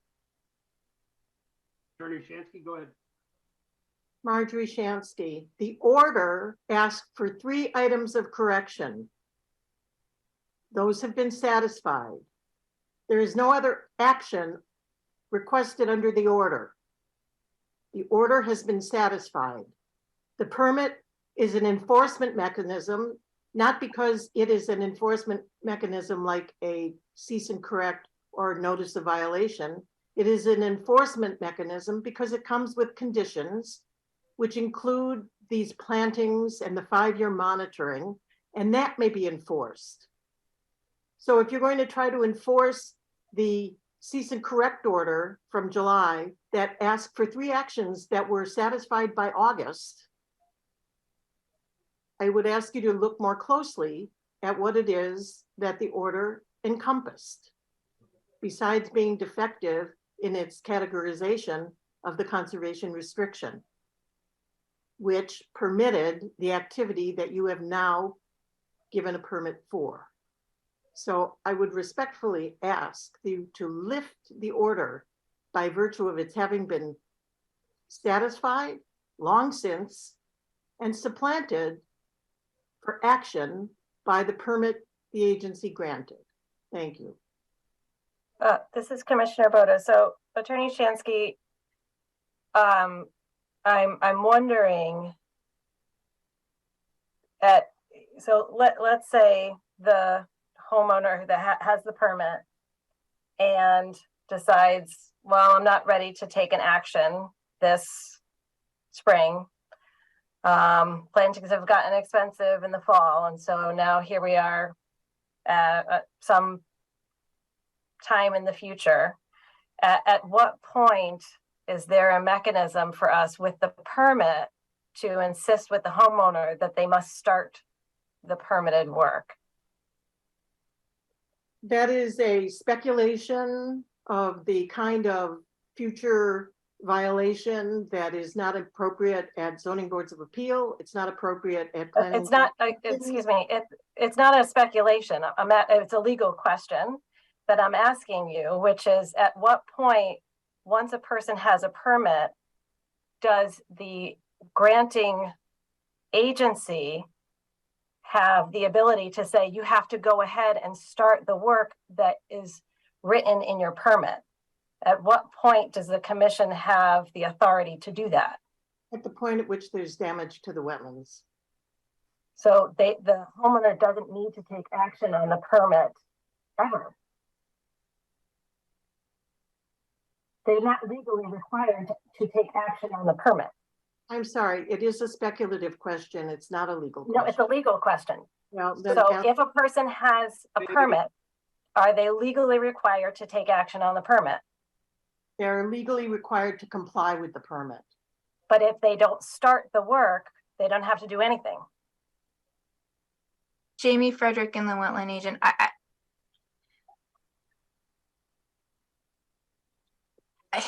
I get and I understand what you're trying to emphasize, but But the order doesn't order planting, so okay, it's not an appropriate vehicle. Jamie but the Frederick, order Inland can Wetland be Agent, the amended. commission tabled discussion on the cease and correct order to review an application because it was presented that there were additional activities that the homeowner would like to do. The correct vehicle for additional activities would be a permit.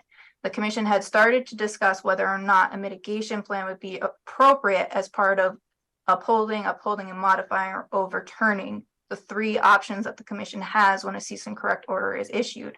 But they tabled that to review the activities the homeowner wanted to do. So at this point, what the commission has to determine is if the permit application itself resolved any violations that this order is outlining, or if those plantings are a requirement to resolve the activities outlined in this letter. Mr. Chairman, if I may, just for the last time. Right, hold on, Attorney Chansky. We also have an example of having issued a permit to a property owner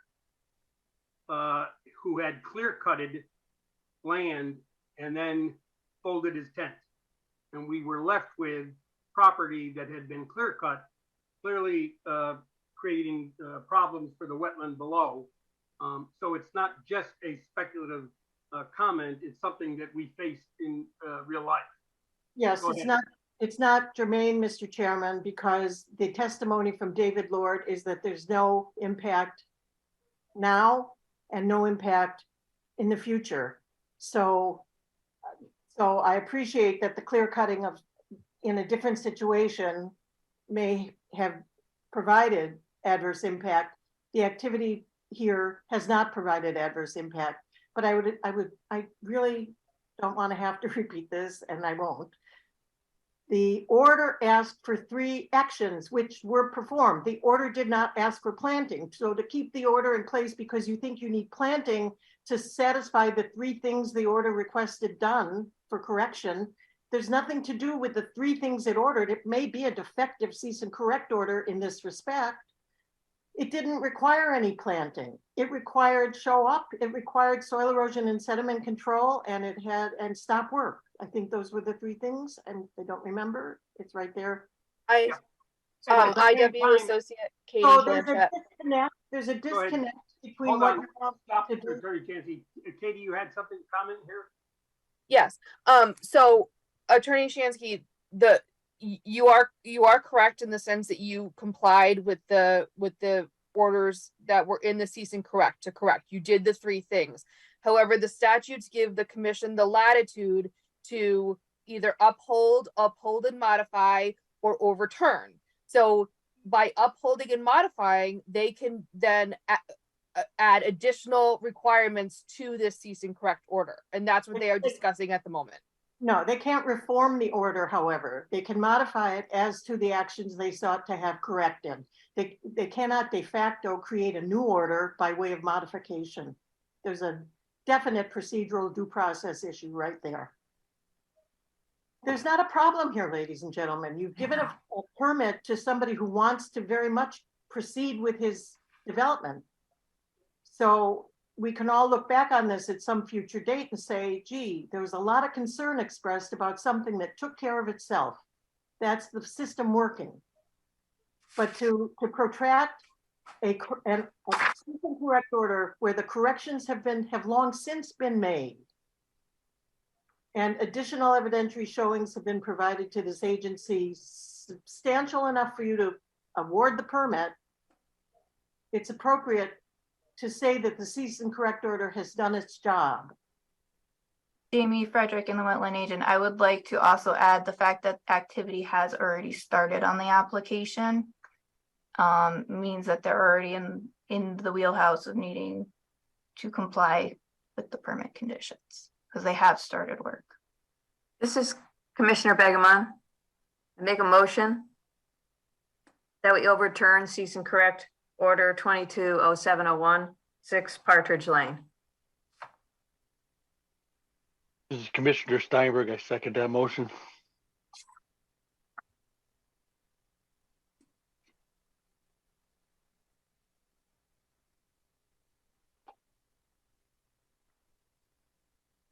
We have a motion on the table. Is there any further discussion?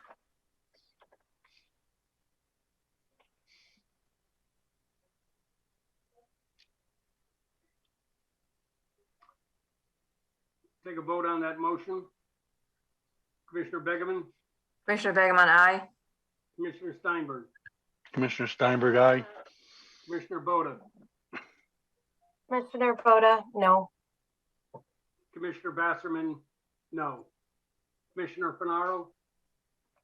The rest of the commissioners have recused themselves. Oh, right.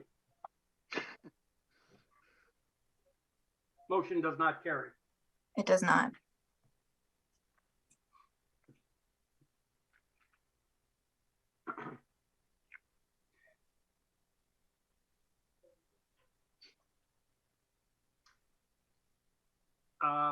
I hate to table this again, but for me to kind of reflect on this is what I'm going to need. I will not be able to change where my head is at this evening. This is Commissioner Boda. Jamie, you indicated that the work, of course, on the property has already begun.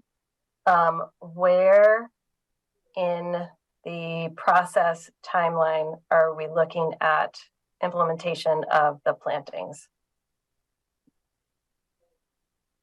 Jamie Frederick, Inland Wetland Agent. I don't know, I don't recall off the top of my head the time frame for the plantings, or that there is a specific one called out in the application.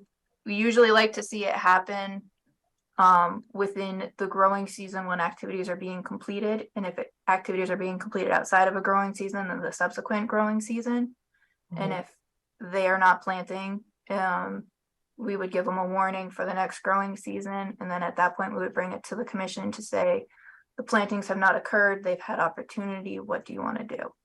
And then that would open the opportunity for the commission to say that they're not in compliance with their permit and that they need to comply. If you would like, I could look at the plan to see, or perhaps we can ask the property owner if they can point to that information in the application materials.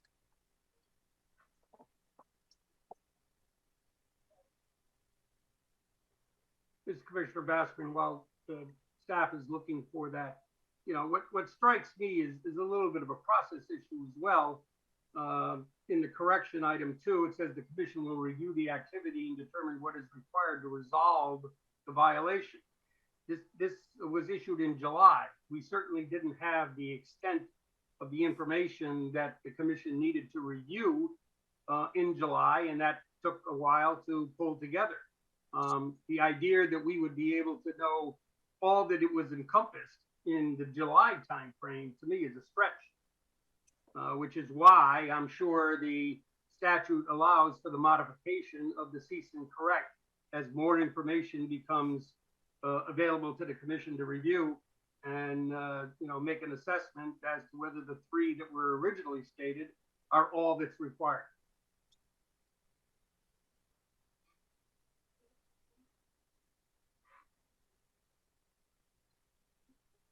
Yes, and Commissioner Boda, the request was for us to table, which we did, the cease and correct, while the application, the permit application was underway.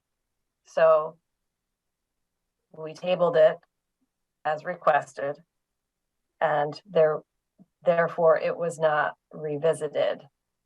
So to suggest that whatever. So anyway, Jamie, did you find what you were looking for? Unfortunately, I am not as familiar with the order of everything, not having looked at it as much recently. Trying to make sure I'm looking at the latest site plan, which I'm not sure that we received a paper copy of, so bear with me.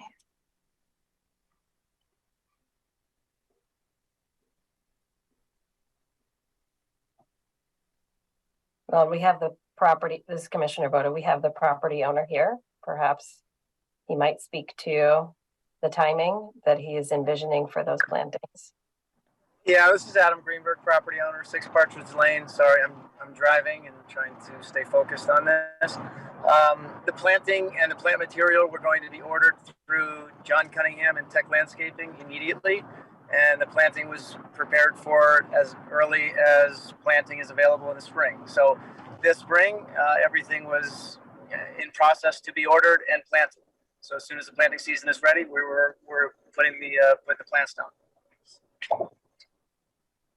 Jamie Frederick, Inland Wetland Agent. On the site plan, the project narrative says the proposed work includes the following.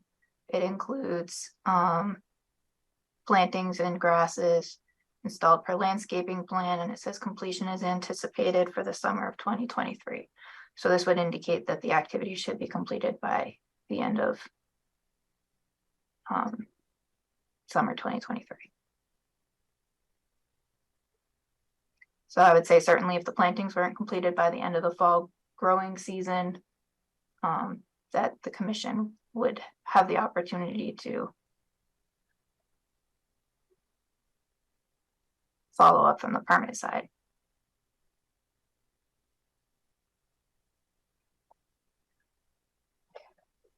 So this is Commissioner Boda. Can you say a little bit more about what that would look like when you say follow up on the permit side, because other work had been completed and the sequence would need to be in order? I mean, it's not a clear cut, Jamie Frederick and the Wetland Agent. It's not a clear cut thing because, of course, there's extenuating circumstances that may occur in any given project. So this is their anticipated timeframe. But if they're making these other improvements to the site and they're not doing the give part of the application, if you will, if they're doing all the asks and they're not doing any of the mitigative activities, then certainly it would be within the commission's ability to say, hey, you're not complying with your permit. But to be able to say what that would look like would be almost impossible because every situation would be unique, just like with every application.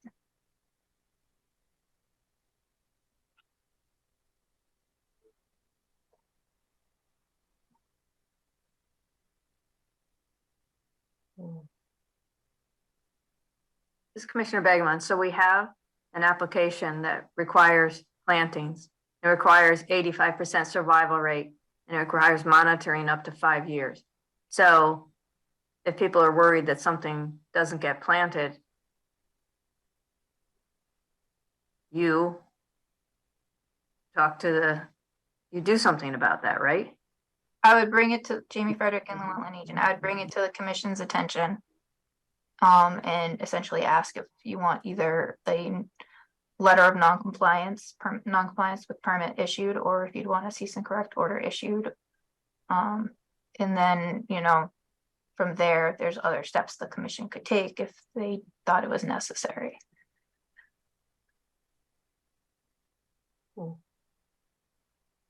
Such as filing a cease and correct order on the land records or issuing fines or whatever.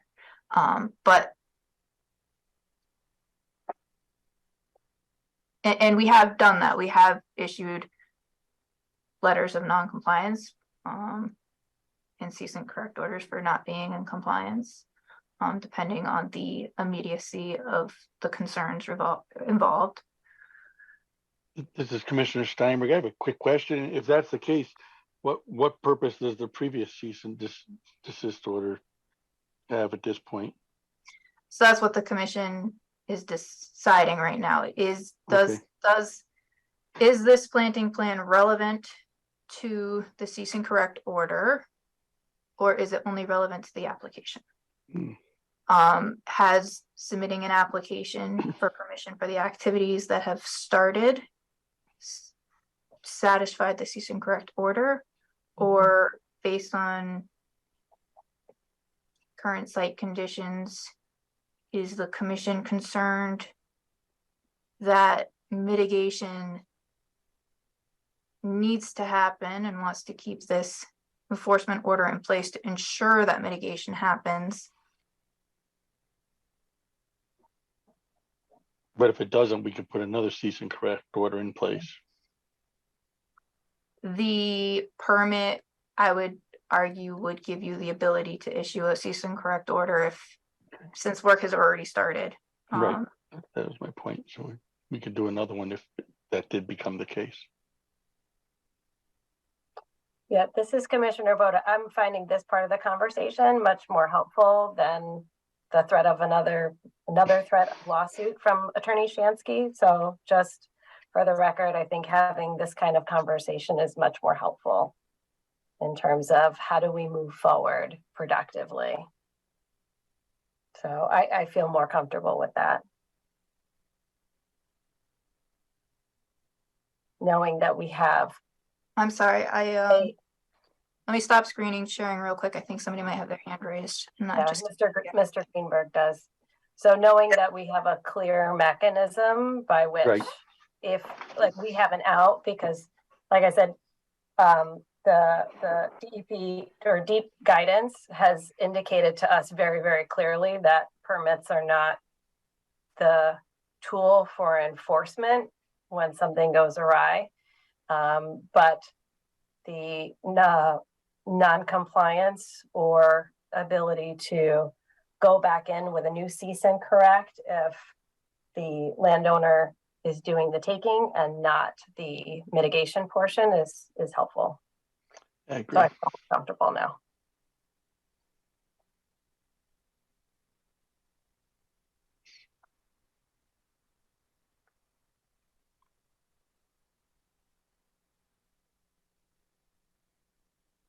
Are we at the point where we could entertain a new motion?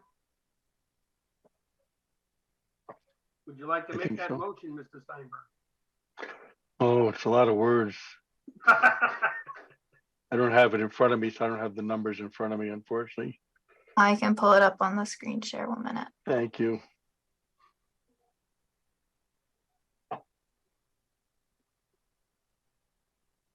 I'm gonna pull up the agenda, I think. Thank you. I have the agenda on my phone here. 1 minute, sorry, I got all over the place looking for that site. That's all right. Let me see if I got it on my phone here.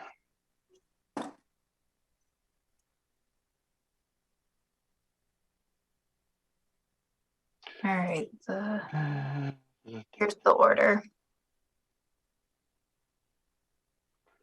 Okay, I'd like to CC number 22. I'd like to make a motion that we have a vote on, are we calling it overturning or CC? But overturning CC number 22.07.01, cease and correct order at 6 Partridge Lane.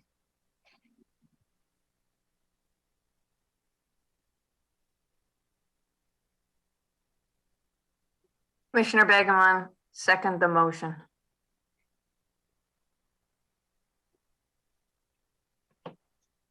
All right, let's do the roll call vote.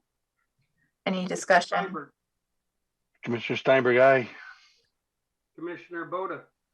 Commissioner Boda, aye. Commissioner Begemon. Commissioner Begemon, aye. Commissioner Basserman, aye. Thank you all very much. So this is 220701 is overturned, and hopefully things continue as per the plan, and we won't have to revisit a cease and correct for 6 Partridge Lane again. I hear that. Thank you, guys. Have a good night. Okay. Next up, 220601 in the second NOV at 20 Huntington Drive, removal of trees, replacement of debris. And I guess there's progress on the restoration plan. Chairman, excuse me, sorry, Commissioner Boda, I'm gonna take 2 minutes to refill my water. I'll be back. Okay. If I can jump else on want that to take a as 2-minute well. break here? Yeah. 5-minute recess? That's a 5-minute recess. Yep. Cup of tea.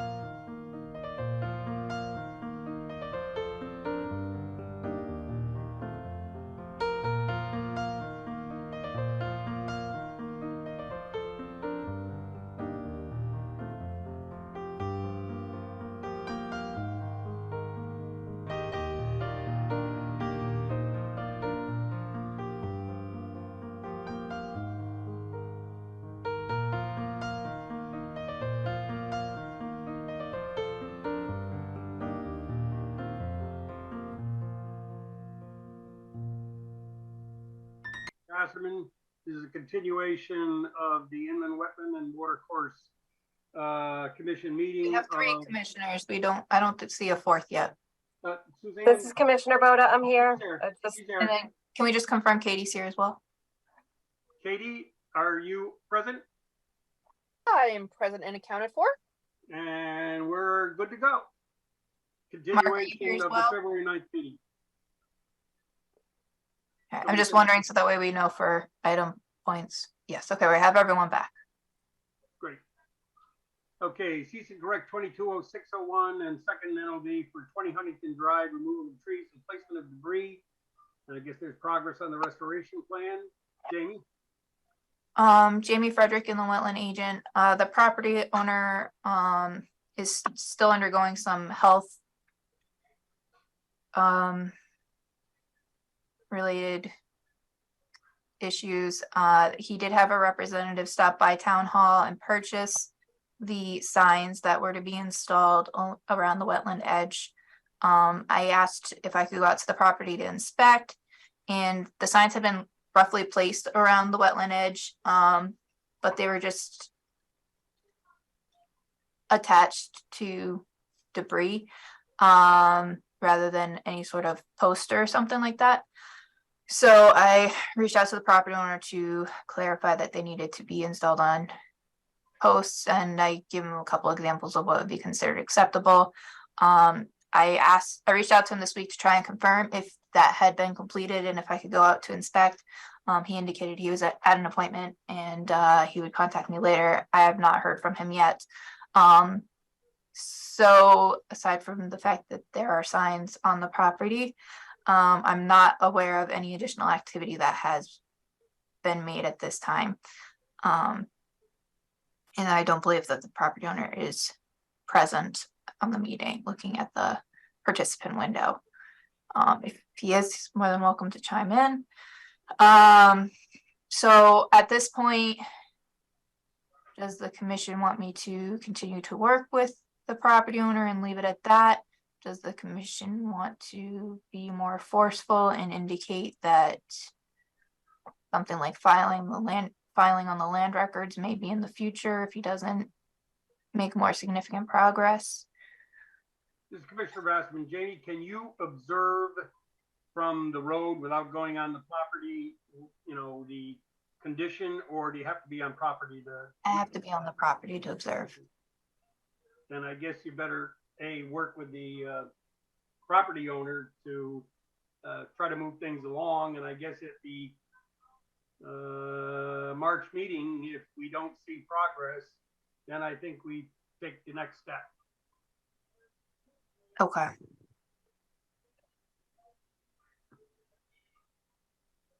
This is Commissioner Boda, and you mean when you say the next step, you mean putting the cease and correct on the land order, on the land record?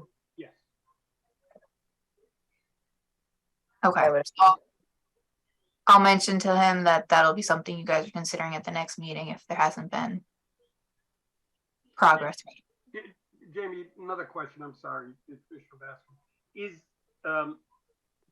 do you believe, technically able to join the Zoom meeting, or is that an issue as well? He has joined the Zoom meeting before. I don't know what his health condition is. I've indicated that he could have a representative attend and can obviously do the work on his behalf. Yeah. And I mean, I don't know. I mean, certainly the commission, I've tried to be accommodating, and I know the commission has. It's hard because this is the second time that there's been a violation on this property. And we backed off the first time for the same reasons. So I understand that sometimes there's points where people can't do things, but at the same time, the commission needs to make sure that things are being resolved. So I do think that the next step, if the commission determines to take a next step at the next meeting, would be filing on the land records. Because that kind of, at that point, once you file it on the land records, it needs to be resolved before it can be lifted. Yeah, additional question, Jamie, Is this where we also wanted to have a delineation done? The delineation has been done, and that's part of why I really wanted to at least have the signs put up sooner rather than later, because as you all know, those flags can fall or get taken off by passing animals. So I wanted to make sure that those signs got put up before you need to have it reflagged, because he's actually, I think, already had it reflagged once. So he had it reflagged so that he could put up the signs and so that the wetland scientists could assess the impacts from the secondary activity, and so that the flags could be picked up by the surveyor. And I know that he was working with the surveyor that originally did his property survey, and he's been having a hard time getting them to be able to come out to the property. So I'm not sure where he stands with that, if he's still pursuing trying to have them come out, or if he's looking at other alternatives. I think from the commission standpoint, the biggest thing is having those signs put up and then having the debris taken out to a point where it is more natural, and less of a huge pile. And then getting the plantings done are I think those three things are more important than having the wetland on the survey. So if there's anything to back off on, I would probably suggest the survey. And then he also has the other activity of coming up with a plan for the hillside closer to the road. That part you can observe from the street. I'm not immediately concerned with that because it is stable right now. So I would say that's probably like phase 2 of complying. Also, that activity is not in the wetland, it's in the upland review area. So it would be a lower priority than the debris, which is piled in the wetland area.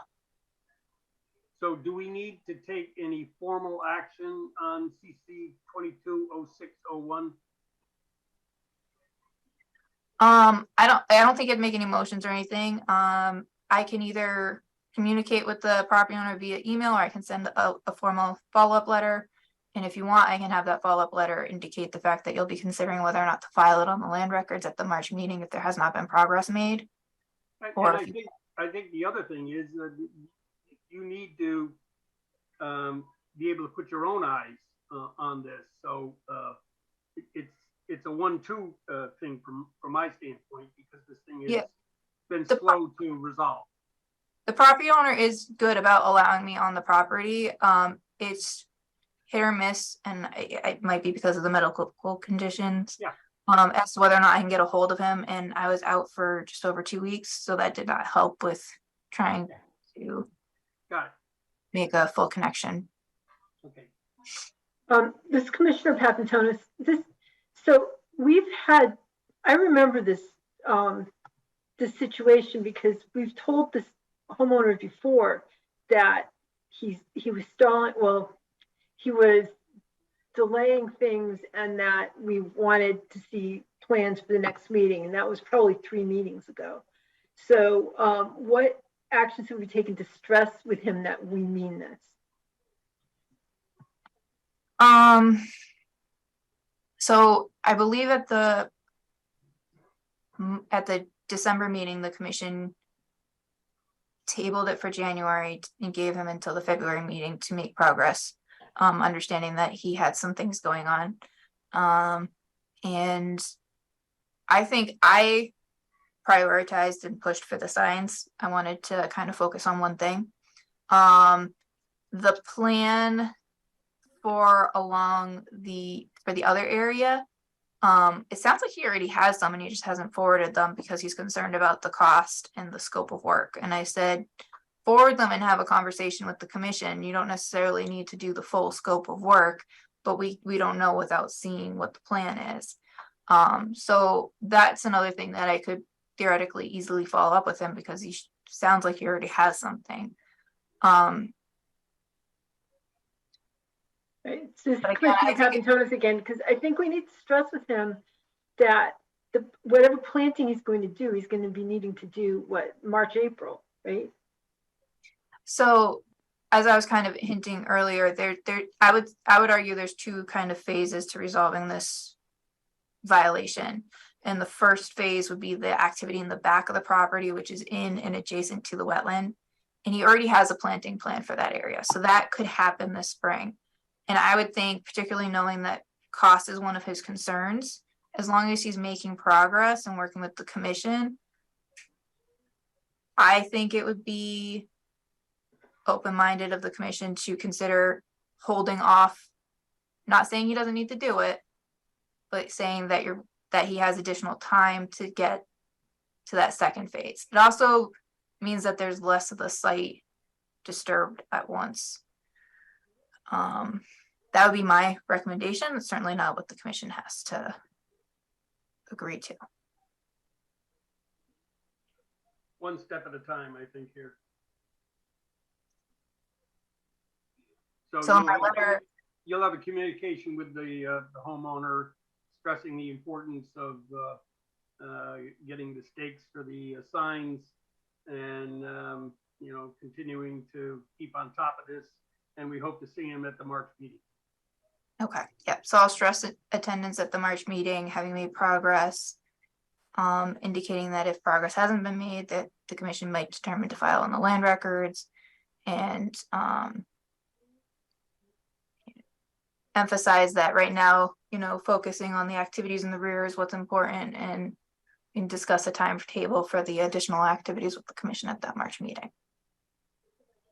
Great. Does that seem reasonable? Yep. All right. Next, cease and correct 22-1101, 9 and 33 Elm Street. Non-compliance with the permit. Inland Wetland 20-0402, including the clearing and grading beyond the approved limits of disturbance onto 33 Elm Street. Just cause hearing continued from December 8th. I would say, Jamie Frederick, Inland Wetland Agent, that this should be tabled and continued for review of the application. Right. We don't have an applicant on the call tonight. Correct. Yep. Anybody disagree with that recommendation? Okay. Cease and correct 22-1201, 21 Brainerd Road. Construction without permits. Just cause hearing continued from 12/8. I don't see anybody for this on here either. Jamie Frederick and the Wetland Agent. No, I don't see anyone either. I do know that the Zoom meeting is a challenge for the property owner. Also, English is not his first language. So I had requested if he wasn't able to attend, or if he wasn't able to attend with somebody that could help him understand what was going on and communicate with the commission, to please send me at least a time frame for when the wetland scientist would be out.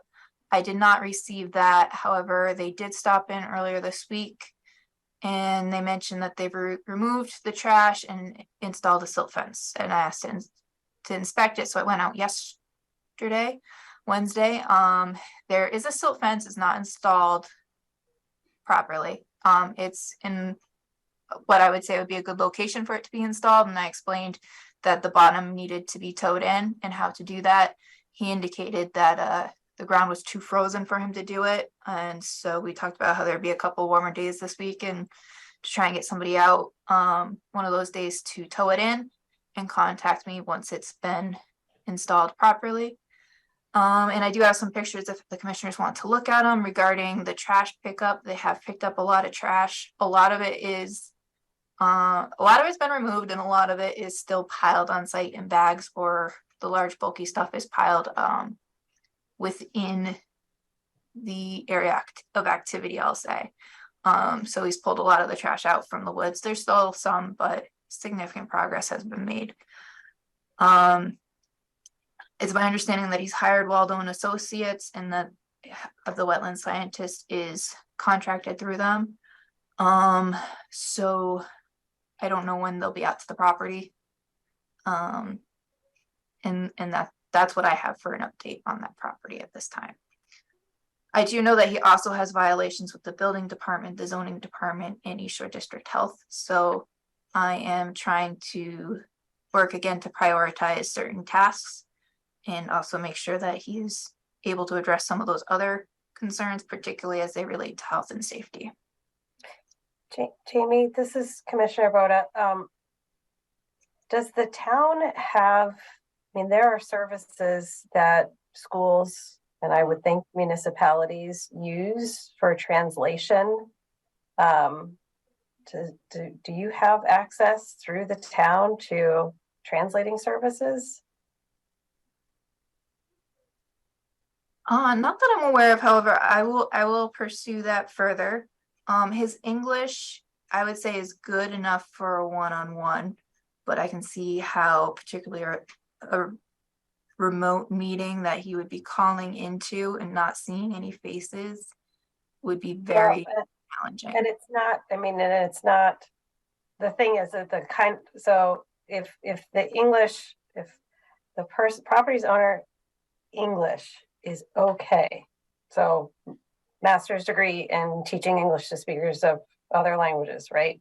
So if it sounds okay to you, what that may indicate is that the person has social language and not what we would call academic language. And this is very academic language. It's specialized, it's technical, and that is not something that a non-native speaker would be able to easily navigate.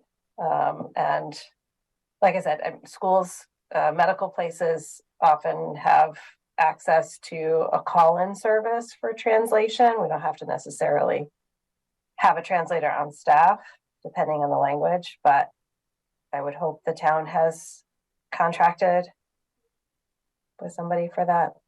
I will find out. Thank you. Yeah, it sounds like you need some kind of assistance to move this along, not just for us, but for all the other departments that are engaged in this particular issue. Okay. So Jamie Frederick and the Wetland Agent, I will work on the language services aspect of things and then try and again make sure that we have some sort of progress for the next meeting. Is that sufficient for now? Yeah, it is for me. Okay. CC 221202, I see this is tabled. Yep, we gave them until March 9th meeting. They should be submitting their plan for review a week before the meeting. Okay. At least a week before the meeting. Notice of violation 76 Greenfield, expansion of driveway within the upland review area. Tabled for review of application. Okay. Notice of violation 92 Flax Mill Road, tabled to the March 9th, 2023 meeting. So we can move along to other business. Inland Wetland 191101 151 West Main Street, construction of bank and grocery store and associated improvements. Monitoring report and permit compliance. I assume that means you have a monitoring report, or you do not. So I was hoping to get something, so it didn't say tabled. We have not received anything. However, it's been indicated I might get something next week. I stress the importance that I need to have something before the next meeting because we're getting into the time frame where they're going to have to do corrective actions in the spring, and we already know that there's something that's going to have to happen. So I will follow up with them, and I think what I'm going to do is send a letter and send it out to all of the parties involved, so that way everyone's aware and knows that, look, we've been tabling this, but we need to act on it in March. Jamie, So can I also ask, this is Commissioner Boda, one of the things that we talked about recently was in all of the extra time that you have, and perhaps you and Katie can look back at the process and the considerations that we've used when releasing a bond, and the criteria in the way that we have checklists for other things. I think that that would be a really helpful checklist of what are the criteria that we're considering prior to releasing a bond. IW Associate Katie Blanchett. It is on my to-do list, and I anticipate, and I anticipate I'll probably be able to start that next week. Awesome, thank you. Yep. So, do we have a written request to return the bond? We do. So we have a bond request that we have, but the monitoring report we do not. Is that safe to say? Yes. So this is Amazing how Commissioner things Boda. get prioritized. Commissioner Boda, I say no. That's why I've been telling them that they either need to submit that Hard information pass. or continue it. So yeah, so I did talk with the representative that submitted the bond return request, and he said to continue it to the next, he asked to continue to the next meeting so he could get so that hopefully the documentation could be submitted. It's all different parties, so it's a little bit complicated. So that's why I'm planning on sending something out to all the parties in writing, in the mail, so it seems fancy and significant. And also, okay, Go ahead. that's it.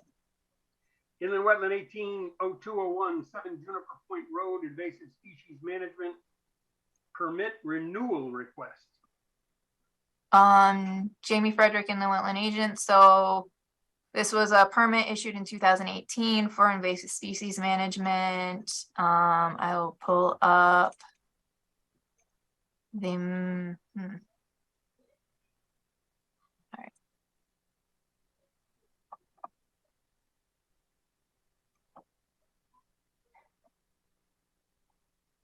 essentially it was some upland shrubby vegetation, invasive shrubby vegetation and Phragmites that they were looking to treat initially. It sounds like they've been successful with the shrubby vegetation. They're still working on some of the Phragmites to try and fully eradicate it. They estimate that they've been about 75 to 80% successful in reducing the frag stand, and they just want to keep treating it for another couple of years to hopefully have long-term management. The area is smaller than it initially was. If you want, I can pull up and share maps. Any questions, concerns? How far are they looking to extend? So they said a couple of years, and I didn't further clarify. So I was thinking the commission can extend it up to 5 years. So, I mean, given the nature of the project and what activity it is, I don't know that you need to restrict it. Sometimes you like to hold it closer when they're, but given the scope of activity, I don't know if the commission feels they need to revisit if they end up needing the full 5. This is Commissioner Boda. Do you need, we need a formal motion, yes? Yes. Okay, so I will, does anybody want to talk about it more? Because I'm gonna make a motion to extend to 5 years. I make a motion that we extend inland wetland 18.02.01 7 Juniper Point Road permit for invasive species management. We extend that permit for 5 years. I'll second that. We do a roll call here. Commissioner Steinberg, Aye. Commissioner Papantonis, Commissioner Papantonis, aye. Commissioner Begerman, Commissioner Begman, aye. Commissioner Boda, Commissioner Boda, aye. Commissioner Finaro, Commissioner Finaro, aye. Commissioner Basselman, aye. All right, we got an agent approval. In the 230103, 124 Village Lane. Jamie Frederick. Yep. We discussed this at the last meeting. I don't know if the commission wants me to dive into it again. No, you approved it prior to the last meeting? Since the last meeting. It was discussed at the last meeting and okay. That was the pilings? Yes. Yeah. No surprises? They haven't started to work yet. Okay. Surprise, but. All right, correspondence and announcements. The Ben Callahan Sports Complex application. This is in Guilford on Boston Post Road. Jamie Frederick and the wetland agent. This is a notification because it's within 500. The property involved is within 500 feet of the town boundary. The materials were sent out via Dropbox and some via mail. I've taken a quick look at it and I didn't see any big red flags. Does any of the commissioners have any questions or comments, feedback for Guilford relative to inland wetlands in Branford? This is Commissioner Papantonis. Weren't we out there this summer or in the early fall in this area? Is this the same project or is this a different project? It's a different project, but it's adjacent to the property we were at. One of the properties we were at for a biomedical facility. So properties abut. does this in any way impact that, the decisions we made on that? How do they jive? Is there any issue that you see? Well, Jamie Frederick and the wetland agent, from our permitting standpoint, I would say no.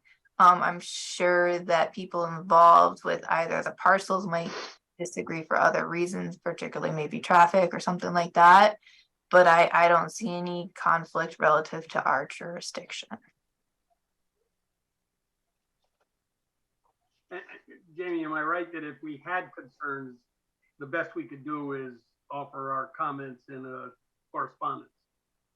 Yeah, so this is an opportunity for the commission to provide comments to the Guilford Inland Wetland Commission. And those comments, questions should be relative to impacts to wetlands and watercourses, particularly as it would relate to impacts to wetlands and watercourses in Branford specifically.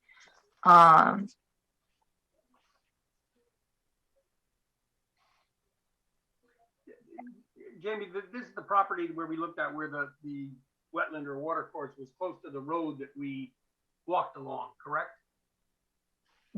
Jamie Frederick and the wetland agent. Yeah, the wetland area is adjacent to the road.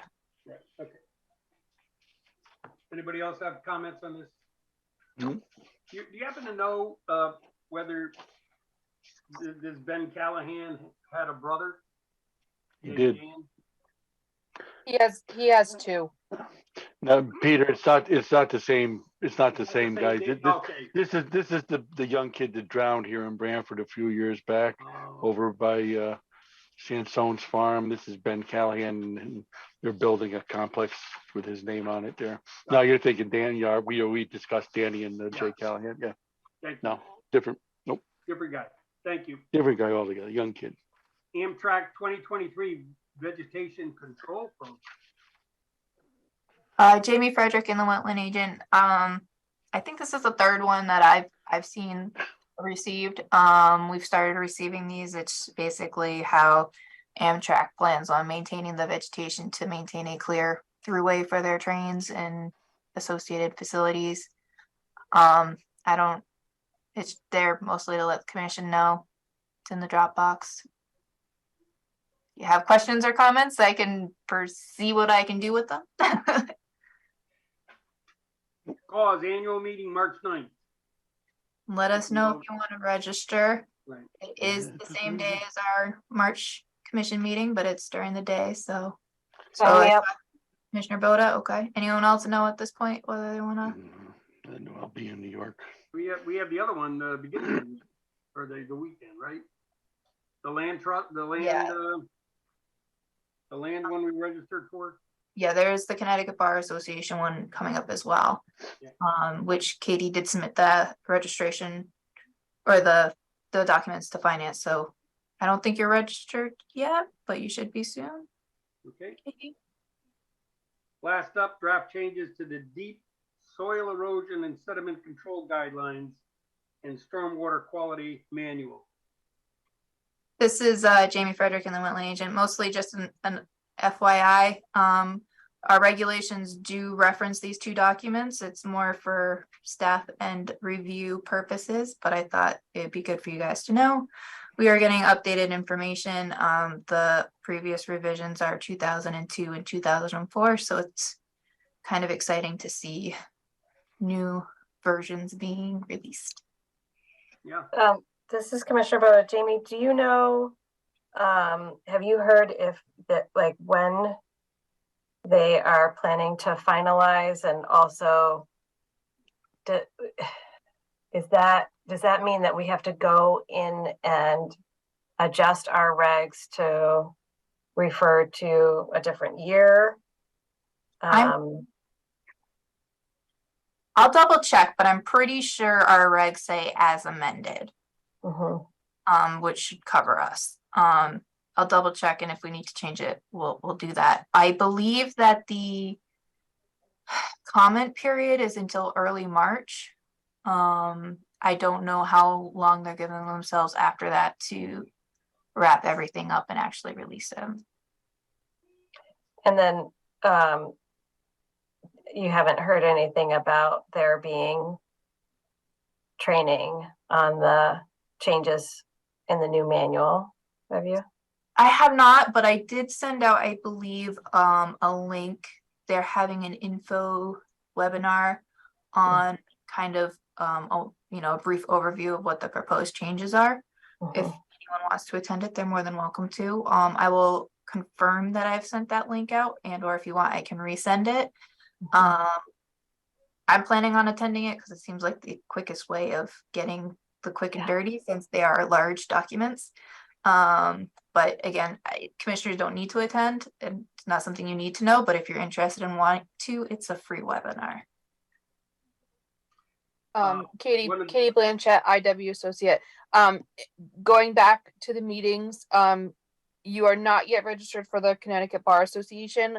Probably the beginning of next week, I'll be able to register you. They have to give me the credit card in order to do that.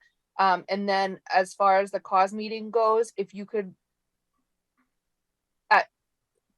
potentially, if you could let me know by Monday or Tuesday of next week, because finance really hates when I submit things and need it like a quick turnaround. So because that meeting is coming up very quickly, I'd like to get you guys registered as soon as possible. So if you could let me know by Tuesday at the latest. Thank you, Katie. One comment I would offer, Darcy Winter is soon to be leaving her post at DEEP on a promotion basis to a different area of attention. She will spend a little time in transition, but I wouldn't count on that being too long. And they have yet to announce who would be taking over, but typical of late with DEEP, it's usually a consolidation of activities without any increase in compensation. So she's been there for ever, it seems, and certainly been a resource over the years. So we'll feel that loss. I did not realize that was happening. It'll certainly change things. Yeah. Although I'm glad we didn't wait for the model regs before we decided to do our own thing. Okay, it's 9:47. Anybody want to make a motion to adjourn? So moved. And a second. Second. Bingo. Hey, it's before 10. Well, no, maybe we'll see you next week, right? Yep. Yeah, we'll confirm tentatively Wednesday 7:30, but we will send out an agenda and a meeting invite. Put it on your calendar. Take care. Good night. Have a good night, all. This program was brought to you in part through the support of the Town of Branford. Watch town meetings and other videos on demand at branfordtv.org.